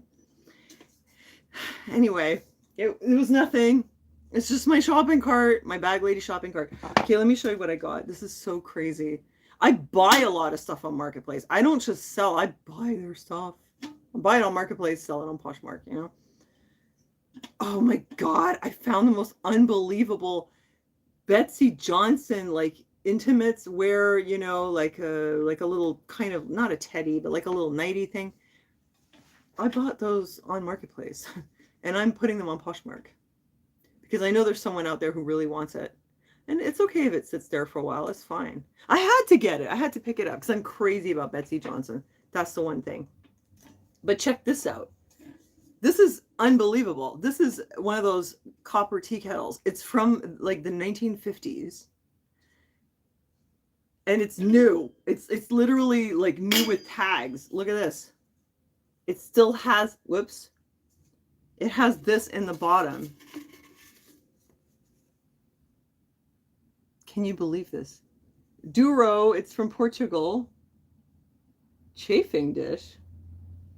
Oh, this is like an ad.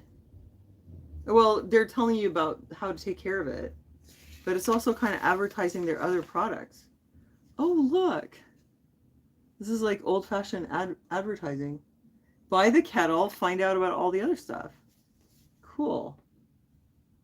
I like the chafing dish.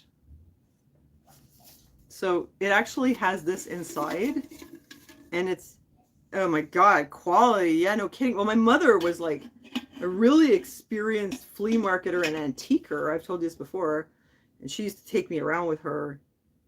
And I mean, I did like going, but I bought a few things, but not that much. But I think I learned a little bit from her about what's really quality, you know? So I do know a little bit what I'm doing. Not an expert, but I know a bit something. Look at this. It's literally new with tags from the 1950s. Like, that's crazy. You don't see that. You don't find that. I mean, the fact that it has the tags on it, that in itself is a very special thing. Believe it or not, I got 2 of these. Yeah. Great find on Marketplace. And you know what? It was an old couple and they were so nice. I went in their house. I ended up talking to them for like a solid half an hour. They were so friendly. And we were talking about how much the world is changing and like we still have landlines. And yeah, it was weird because they were older. They were like in their 70s, but I felt more like I was in their generation than in the young generation. I really felt like I'm from your world, folks. You know, I really did. And yeah, it has a little bit of this here, but that's normal. I mean, this is like 70 years old, you know, so that's normal. But yeah, they were saying that they were starting to scale down because they're going to end up having to move like everybody does. And so they're starting to get rid of their stuff. And I was like, here's my number. You want to sell some things? Like, call me. Because that's who I would want to buy from. It's like people who are trying to, because otherwise, you know what happened with me? Like your option is you put it on Marketplace and you have to wait a really long time, or put on Kijiji, it's even worse. Or you want to go to the trouble of putting it all on eBay, dealing with the shipping and all that. Or I guess you can just, you know, hold a lawn sale, which is also kind of a pain in the ass. Or have a bunch of people in your house, which is also a pain. What did they steal? Who knows? What my mother did was she ended up auctioning her stuff. And in our case, actually in her place in Montreal, like we were not allowed to have people in the house because where she was living. And we auctioned like the art and her dolls and everything else. Like we just gave it to charity. Like we just offloaded like tons of stuff. It is actually hard to get rid of your stuff. It's not as easy as you think. That people like dump their stuff. So I told them, like, if you're getting rid of it, like, call me because I will buy some things from you, you know.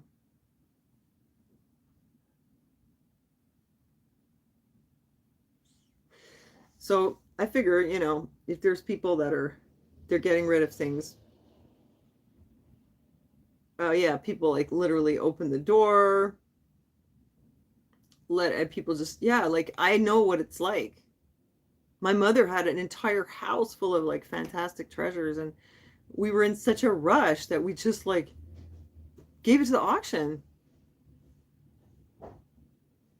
What's this? I love the feel of glass. It's my favorite. Nobody wants serving trays. It's true, eh? Thanks for the tip.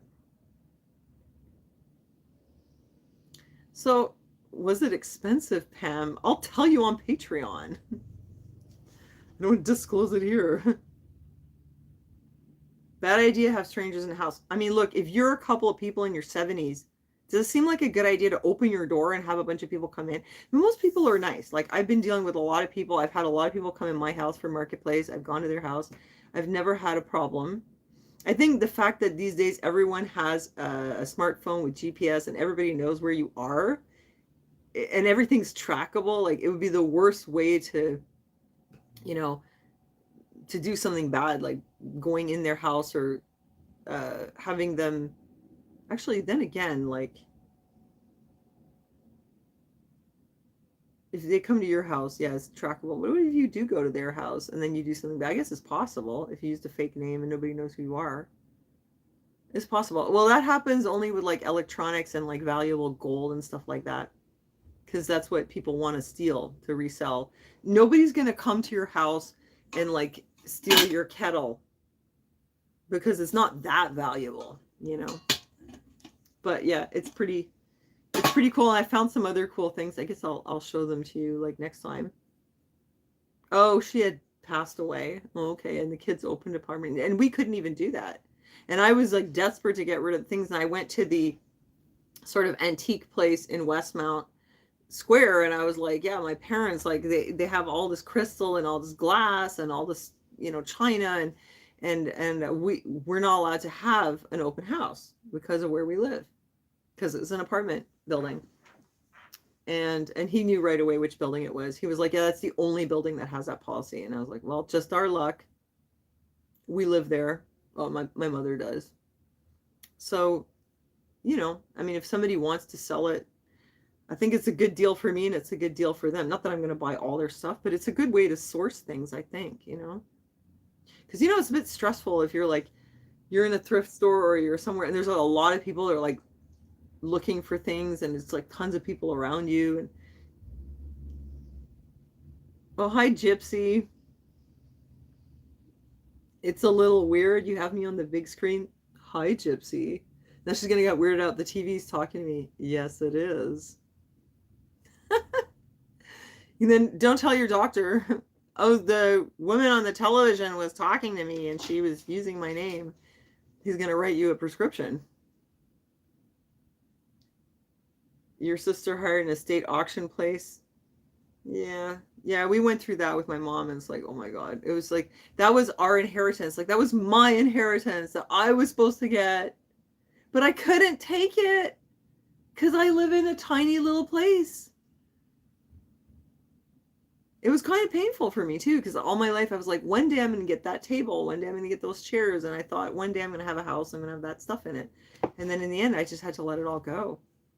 And my mother just put the money in her account, you know, and she used it, but it was supposed to go to us, but it doesn't really matter. But it gave me a lot of like, yeah, thanks, Melanie. It was hard in a way. Yeah, like there were things that I would have liked to keep in my life. Most of it, no, but some things. And as soon as I feel like, because I had to like let all that stuff go now, I'm always looking for new things, you know. Because my mom, she had really great taste and she had a lot of really cool treasures. I do have a few of them. Yeah, it's sad a bit, eh? Just a bit. It's not the end of the world. Yeah. Well, I don't know if I'm so sentimental, but I just really liked some of her stuff. And I remember my brother asked me, did I want to take the clock? Because they had a clock that was like from the 1700s and it had a mechanism. Tok, tok, tok. I think I told you guys before, and lead balls here, weights, and then this big stone. And I said no because I thought it was haunted. And then like years later, I was like, why didn't I get that clock? And he's like, you said you didn't want it. You thought it was haunted.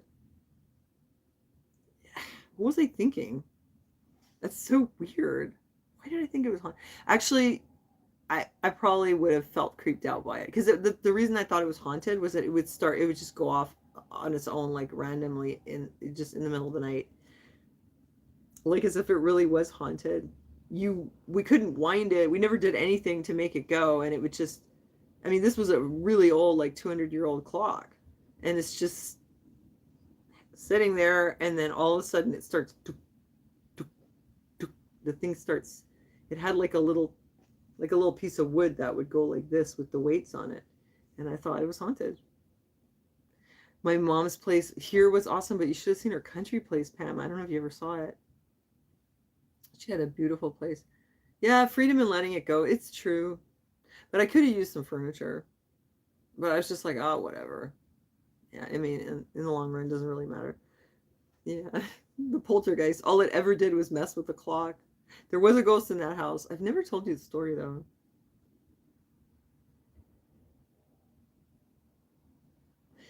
I was the only person who could see that ghost or like sense it. Did I tell you the ghost story? I feel like I keep telling you, oh, I'm going to tell you the ghost story one day, and I never tell you.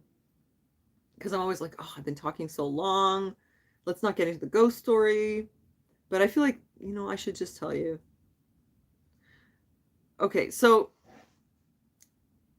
the house in Vermont was from the 1800s. Oh, that armoire is from Germany. And it says 1774 on it, but I don't think it really is. Do you tell you the ghost story? Okay. So the house was in Vermont, and it was in a little town called Bordeauxville. So there's Enosburg, and then there's West Enosburg, and then there was this little community called Bordeauxville, which was a Seventh-day Adventist community. And there was like one main road, which is called Hull Road, which is actually named for the farmer who lived on it, at the bottom of it. Hull Road. And there used to be, well, there's a church, which was still there, with the cemetery, which I went to all the time. I was like obsessed with that cemetery. And there was a schoolhouse, which was then lived in by some other people. There was a carriage house where they would repair carriages. And there was like a little general store / post office, which was later, it was lived in by the Williamses, whose daughter, by the way, had a brain tumor and died young. That was our neighbor. Rest in peace. So, and then there was the Brooks at the end. And that house was that house was really haunted. And I knew the guy who lived in that house, and he had a lot of paranormal experiences. Like literally like boxes moving across the floor, like things grabbing him. That's another story. And actually I did. Okay, good night, love. Okay, but thanks for joining me, and thanks for the super chat too. I don't want to get into that one too much, but okay, so I actually, that guy's name was Steve. He had bought the Brooks house, and I had actually gone to a graveyard with him, and I made a couple of videos, and this was like in 2011 or something like that. It was a long time ago. So he told me all about the ghost. So what happened with him was, when he was cleaning out the backyard, he set a fire to burn all the brush. And what he discovered was that under all this brush was a grave with a headstone, which he then cracked when he set this fire, which he did not know.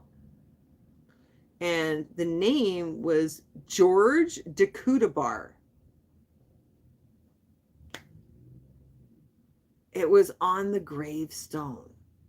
And what was really weird, now I'm telling you his ghost story, not mine, but what was really weird was that he was buried in the backyard instead of the graveyard up at the Seventh-day Adventist church. So there was something about this guy, I don't know if he was excommunicated or what, but he was buried out there instead of up at the church. And he found some stuff in the walls, like Bible and pictures, like drawings of boats. And so he thought that the guy was maybe a sailor, and there was some reason he wasn't buried in the churchyard. And he disturbed his grave, and he started to get visitations from George, I guess. And he was wearing like a sailor suit, and then it was like inside his house. It was like moving boxes and like all kinds of really, really intense paranormal activity. And he saw George, I guess he figured it was George, standing at the foot of our driveway. And our driveway branched from right in front of his house. Well, it was like, you know, in a T. And he saw him there, but not on our property. So he and we were talking about this stuff. And so our house was at the end of a very long driveway. And it was Herman and Clymena Clark who lived in that house.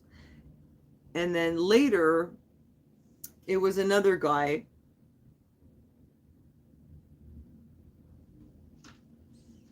Oh, hi, Olivier. No, I told them I'm going to tell them the ghost story because my parents' house, we were talking about how I had to get rid of all her stuff when she moved. And I was like, fine, I'll tell you the ghost story just quickly before I go. And so they lived in that house. And when I was growing up, I was the only one that I felt like there was a ghost. But only once I moved into my parents' room. So my brother and I used to sleep on the landing. Then there was a guest room. And then there was my parents' room. And there was another part of the house which was sort of boarded off. Like, there was another room, but you couldn't go in there. They had made a window it had been like blocked off. And my parents had cut out a window in the bathroom. A window. Not a door, but like a window that you'd open up and down. And you'd have to climb through the window to get into that room. And that room gave me the creeps. And they had cut out this window. and they slept in, I'll call it the pink room. And I slept on the landing, and my brother was like in a crib or whatever when he was little. And then when I was about 9 years old, they renovated that and they opened it all up, and that became their bedroom. And I got the pink room.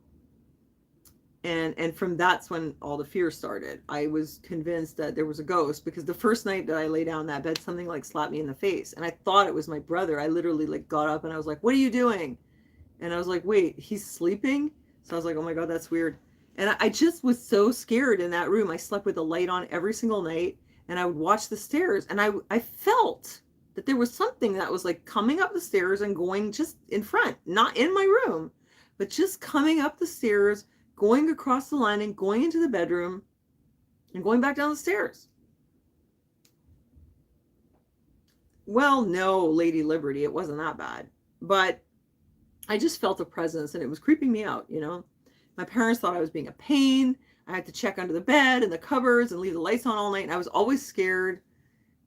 It freaked me out. Sleeping in my parents' room wasn't an option. I probably like snuck into my brother's bed. I even would sleep in the guest room. I would leave my room and go and sleep in the guest room, and I wasn't scared in the guest room, but I was scared in my room. And then, well, like many years later, one night when I was in my 20s and I was down there, I had been up very, very late, and I went to go to the bathroom, and I looked over and I saw my mother standing at the end of the room, and she was going like this. And I said, "What? You want me to come over there?" So I started walking over there, and then I looked over at the bed and I realized my mother was in the bed. And I was like, "Oh my God, that's not my mother." I don't know what it was. I realized, I was like, "Wait a minute." It's like an old lady standing there in her nightgown. And I didn't put two and two together. And I'm like, "Wait, my mother's sleeping in the bed. What?" And it's like, there's nobody there. So I was like, okay, I don't know. Did I just see the ghost, or am I hallucinating? I don't know. It's so late at night. What the hell? But I was like, I think I saw the ghost. But the ghost never did anything bad, though. It was just that I could feel it, and that creeped me out. Anyway, my mother had a dowser come to look for water years later. And the dowser was looking for water and said, "Oh, you have water here and you have gold here." And then she comes through the house and she goes up the stairs and she goes, "Oh, you have a ghost on your stairs. Not anywhere else in the house, just on the stairs, like I said." And she said, "Would you like me to send the ghost away?" And my mother was like, "Sure." So she did what she did to send. She said, "Would you like to join your other half?" Meaning, I knew it was Clymena. Even though Clymena didn't die in the house, because I spoke to the town, like the local historian, and her name was Clymene, and she was apparently a very nice lady, and everybody loved her. And she didn't die in the house, but I was convinced she was in there. And when the dowser came, she said, "You have a ghost on your stairs," and I was like, "It's Clymena." But I only heard about this much later. I did not know anything about. Oh, I left out another thing. You know those long panoramic pictures? And I think this is why I didn't tell you a story. I wanted to find them. Back in the day, remember, it was trendy to have these like super long pictures, right? My mother had her friend Lottie over, and they were in the bedroom, and it was like very open. It had like a sort of terrace that looked down, well, like a balcony that looked down to the kitchen and the greenhouse, because there was like a kitchen, and the dining table was in an area that had like a glass roof, and so it was kind of like a little greenhouse, very 70s or whatever. Well, she's sitting, they're having tea. My father and my mother's in the bed sitting with Lottie, and Lottie's husband, John, is sitting there, and they're all having their morning tea, and somebody's taking pictures. I guess it was my dad, and he's taking them with this long film. Crazy thing. This was before the dowser came. He takes one picture, and you see an orb, and it's like, it's here. Then he takes the next picture, and the orb has moved, and he takes the next one, the orb has moved. It was the other way, like the orb is going through the room, but you could see the progress of the orb going through the room. And I was like, that's the ghost. I saw those pictures and I was like, that's the ghost. And these were like the old pictures, and there was no spots anywhere else. There were pictures that were taken in different places. There was no orbs. There's nothing.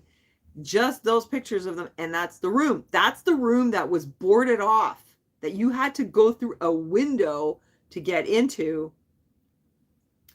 That was the room that they renovated and like moved their bedroom into. That's the room that I saw the ghost in. That's the room where you saw the orb in. I saw that and I was like, that's her. That's Clymena. I always thought it was her. Anyway, then the dowser comes along, says you have a ghost on your stairs, sends the ghost away. And when I came back to visit, I didn't come for years. I'd already had Gunnar by the next time I came. I must have been about, Gunnar was a couple years old. I must have been about 38 or something. Lady Homestead. Okay, that's cool. All right, well, the dowser did it. I photographed orbs in Europe too. Yeah, at the very old Polish cemetery from the Middle Ages. Yeah, her name was Clymena. Yeah, like that's a spooky old name, right? Well, I mean, no disrespect. She was apparently a very nice lady, but she did not move on, it seems. So, where was I with the story? Hold on, I need some more vape.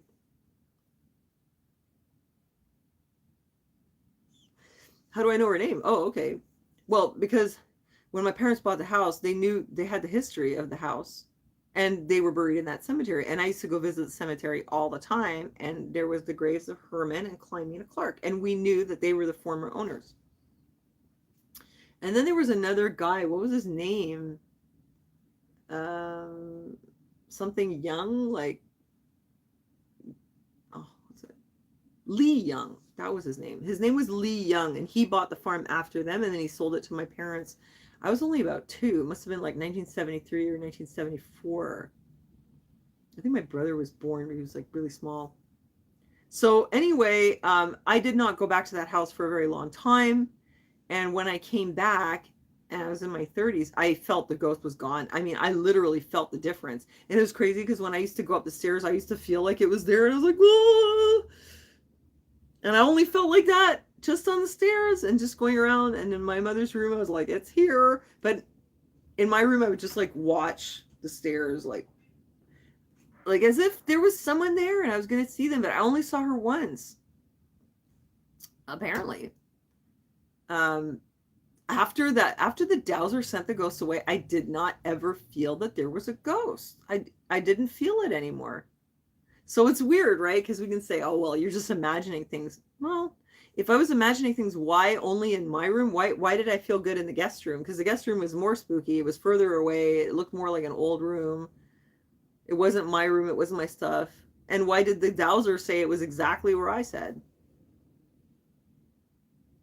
Now, did the seller know that she was there? I don't know. I mean, it wasn't really a problem. Nobody else had a problem with it. The ghost never did anything. She never did anything wrong. She was just there. I think that sometimes when there's a couple, maybe one dies before the other and they stay in the house. And then when the other one dies and moves on, like, I don't know, maybe they get stuck. But anyway, the dowser sent her away.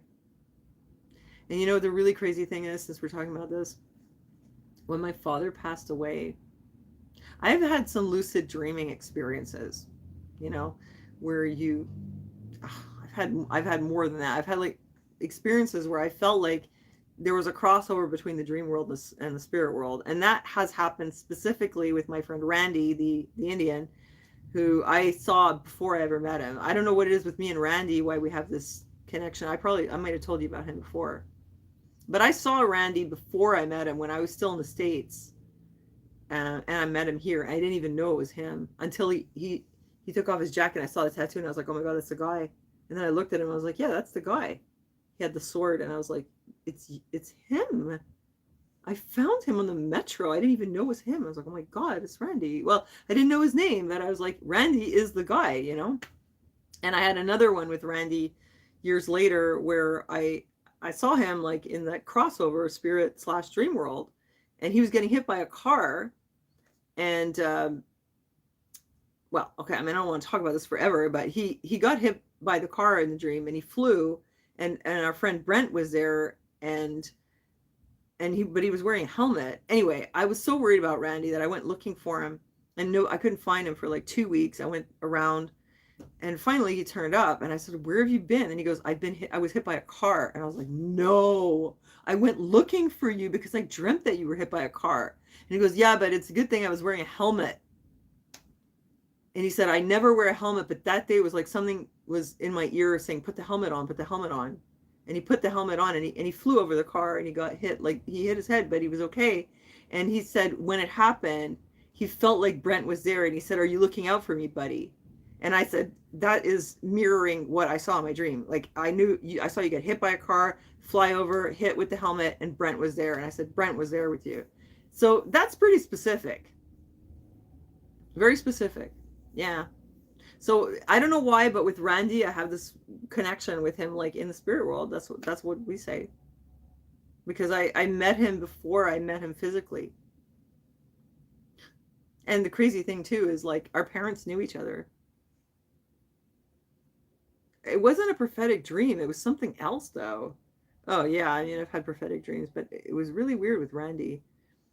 Anyway, I wasn't even here. I was still in the States and I saw him. And it's been more than 30 years now. Been like 33 years.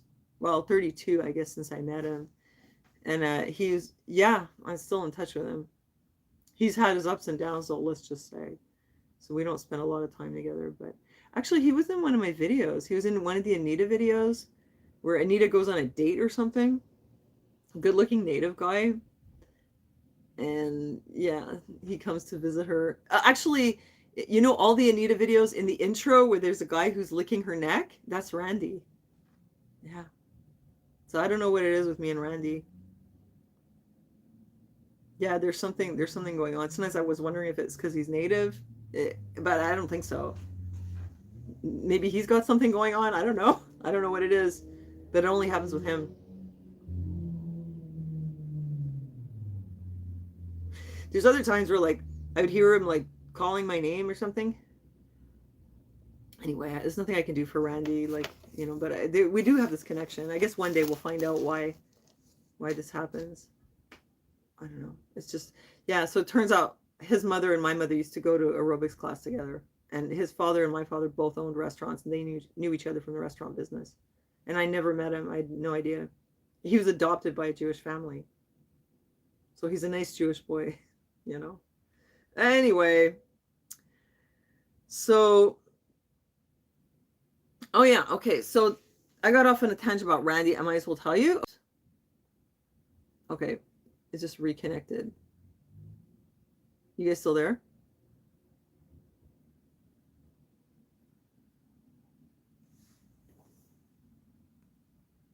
It's just reconnected real quick. Okay, I'm going to wrap it up soon, but whatever. I might as well just tell you the rest of the story.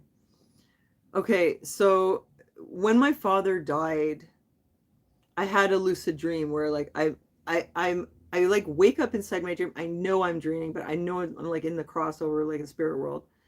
And so the first time I saw him, he was in Vermont. After he died, he went to the house in Vermont to be with my mother because my mother was in Vermont. And I could see him there, and he was wearing his blue sweater, and he was just sort of there. And there's more to it. I can't even tell you all that now, but she's had a lot of experiences that like really bordered on like the supernatural, paranormal that involved him. I'll tell you some other time because we'll be here too late. I'm going to lose my voice. Hi, Veg Remedy. Well, I saw my father that he was in the house.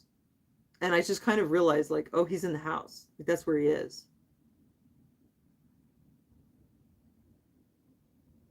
I didn't go down there very much though. But I knew he was there with her. But a really weird thing was, this was really like, I was like, oh my God, I hope he gets out of that house. After my mother got dementia and she couldn't go to Vermont anymore, I had another dream where I saw him in the spirit world. Oh, I'm in my Christian faith, you know. I saw my father.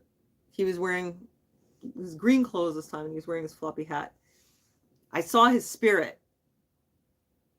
and I knew it was him. And this time I had the presence of mind, because the first time I was like, oh, it's my dad and it's his spirit, and I'm lucid, like this is real, like is him.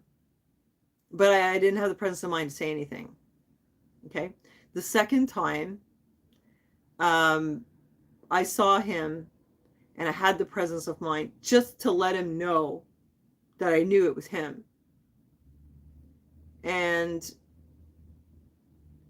I understand now why when people have these paranormal experiences. And listen, you see the things people are saying already, like stay grounded in your Christian faith. I am a Christian, okay? I got saved. I'm baptized. I'm a Christian, and you know, it's not like I'm going to lose my salvation or nothing like that, okay? So we don't understand everything that happens, and this happened to me as a Christian. It did not undermine my faith. It did not undermine my walk with God. This is something, I don't know, an angel came to Joseph in a dream. I guess things can happen in the dreams. Things can happen, okay? So I didn't talk about it exactly because I don't want people to judge me. And the people that I think are going to judge me, it's people who are Christians. I don't need you to judge me. You can trust me that I'm strong in my faith, you know. But this is what happened. It happened anyway, whether I tell you or not, you know. And this happened a long time ago. I just didn't tell you. So I saw my father the second time, and I had the presence of mind speak to him, because I said to myself, man, if that was him, and if I ever see him again, this time I'm going to say something, because I want him to know that I know it's him, and I want to communicate with him. And now I understand why when people have these contacts, they don't ask them like, oh, so what's heaven like, or did you make it there, or you know, did you see so and so, or you know, when you hear about people saying like, oh, and I had a visitation from my deceased mother, and they're just like, and they don't say anything, and you're like, well, ask them some questions, right? Well, now I know why, because it's like that. It's like it happens so fast, and it's like the stuff. It's like things that the communication or the experience or whatever. It's like there's so much that's packed into like a split second. It's not like a full 10 minutes where it's like really condensed. It's like the time doesn't exist in the spirit world. So when you have an interaction, it's like this. But there's so much information that comes through. There's so much that comes through in that very condensed moment. I knew he was in the house. I could feel that he was sad, and he was conveying to me like, where is she? And I was like, I could feel all that, but I wanted him to know. I'm like, oh my God, I know it's you. Yes, I'm here. I can see you. I can hear you. And I said, hi, Papa. I'm so happy to see you. That was the dumb thing. That first thing that came out of my mouth. I just wanted him to know. I said, I'm so happy to see you. And then I said, did you see my son? Did you see how big he is? Okay, that's me trying to come up with something to say to him. And he didn't speak. He just kind of smiled, but it was kind of like, yes, son, yeah, I'm happy for you. But he was so sad, okay? So he didn't communicate with words. He didn't have to. And I felt like an idiot. I felt like I just saw my father in the spirit world, and all I could come up with is, well, good thing I told him I'm happy to see you is true. And I'm trying to communicate the way we do here, and I'm using all these words, and I'm like, did you see my son? And actually, without saying anything, he could communicate all his sadness to me in literally a split second. It was the craziest thing. It's like all the information is like condensed, like into an atom. Like all the particles are just like, you know. And it was literally just a second. And I was like, oh, you're in the house. And I was like, oh my God. So my father was an atheist. Like he was Jewish, but he was an atheist. And he insisted on being an atheist. And he insisted that it was all hokey pokey. And he was truly a good person.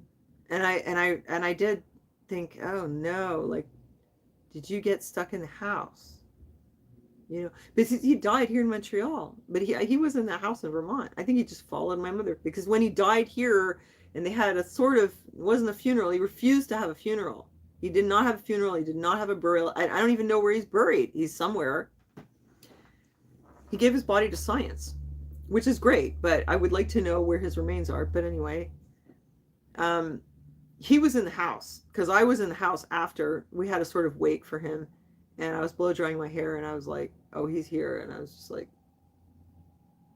I don't know what to say, you know. There was another incident where the microwave went off. I was like, that's Papa. there have been a few times where I felt like he was with me, but I think he followed my mother to Vermont. And after she stopped coming, it was like, he was like, "Where is she?" And I was like, "Oh, she's back in Montreal." But what can you do, right? He was so sad because she wasn't there anymore. She got dementia. She used to speak to him all the time, and he followed her there. I can tell you more about that and why I really believe he did, but um, he was sad because she wasn't there. And then they sold the house after. And I only hope that he came back to Montreal. Like, I don't know where he is now. I never seen him again. I hope he's not in the house. That would be very confusing. You don't want to get stuck in your old house when you die. You want to go over and you want to go to heaven, you know? So, anyway, I kind of have a theory that sometimes when people die and they're not ready to leave and they stay and they wait for their partner. That's what I'm hoping. I'm hoping that he just stayed to wait for my mother. And that's it. I don't know if he's stuck. I don't know where he is. I don't think so. I don't seek it out. I didn't like talk to him and like pray to him or nothing. I didn't do anything. He just showed up, you know? But that's it. Maybe you guys can pray for him that I don't know. He's probably okay. I can't do anything about it anyway. Ugh, stop with the tricking spirits. Trust me, I would know. I'm very like sensitive. Very sensitive. I'm very sensitive to energy, people's energies. I would know. I'm very careful not to like go anywhere near anything like that. But I mean, it is what it is. It was my own father, and I know he was there with her. Your dad is, yeah, maybe your dad is your guardian angel. Well, that's the thing. Like, you know, Christians will say, "Oh, you know, my mother died, now she's my guardian angel," and they'll be okay with that. But if they say, "Well, you know, my mother visited me in the spirit world," I mean, it's just my words. Oh, no, no, no, that's wrong. It's something else. No, don't get there. Don't go there, because I think it is what it is. You know, I think it was him. So there's the ghost story. Clymena, I think she didn't die in the house, but I think she went back. And then I think the Dowser did somehow manage to get her to reconnect with her other half. And she was not there because I did not feel her, because I do feel energies. I do feel things. And so I have to be very careful to like always, you know, I don't let anything negative in, you know. Nothing around me. Like I don't go there. Um but with my father, yeah, I think he was there. I haven't been back to the house. Maybe I would sense him that he was there. And I was like that since I was really young, you know.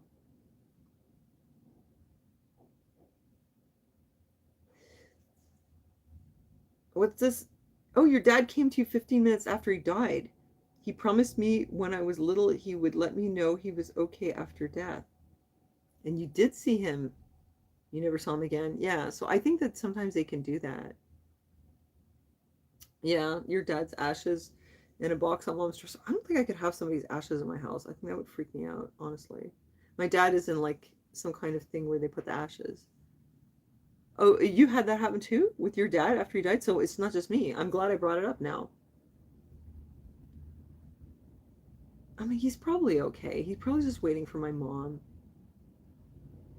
Okay, good night, esoteric alchemist. Oh, really? Well, I guess if you're unable to have the burial, then you do keep the ashes. Oh, it's 11:11. Okay. So there, I told you the ghost story, and I think he's waiting for my mom, and they're gonna go, you know, they're gonna meet up again.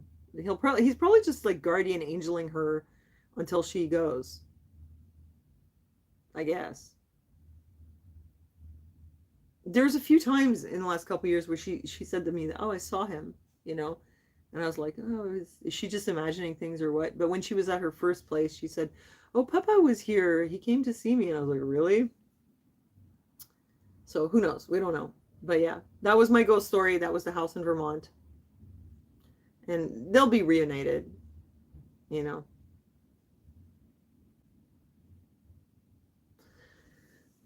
So there's my ghost story.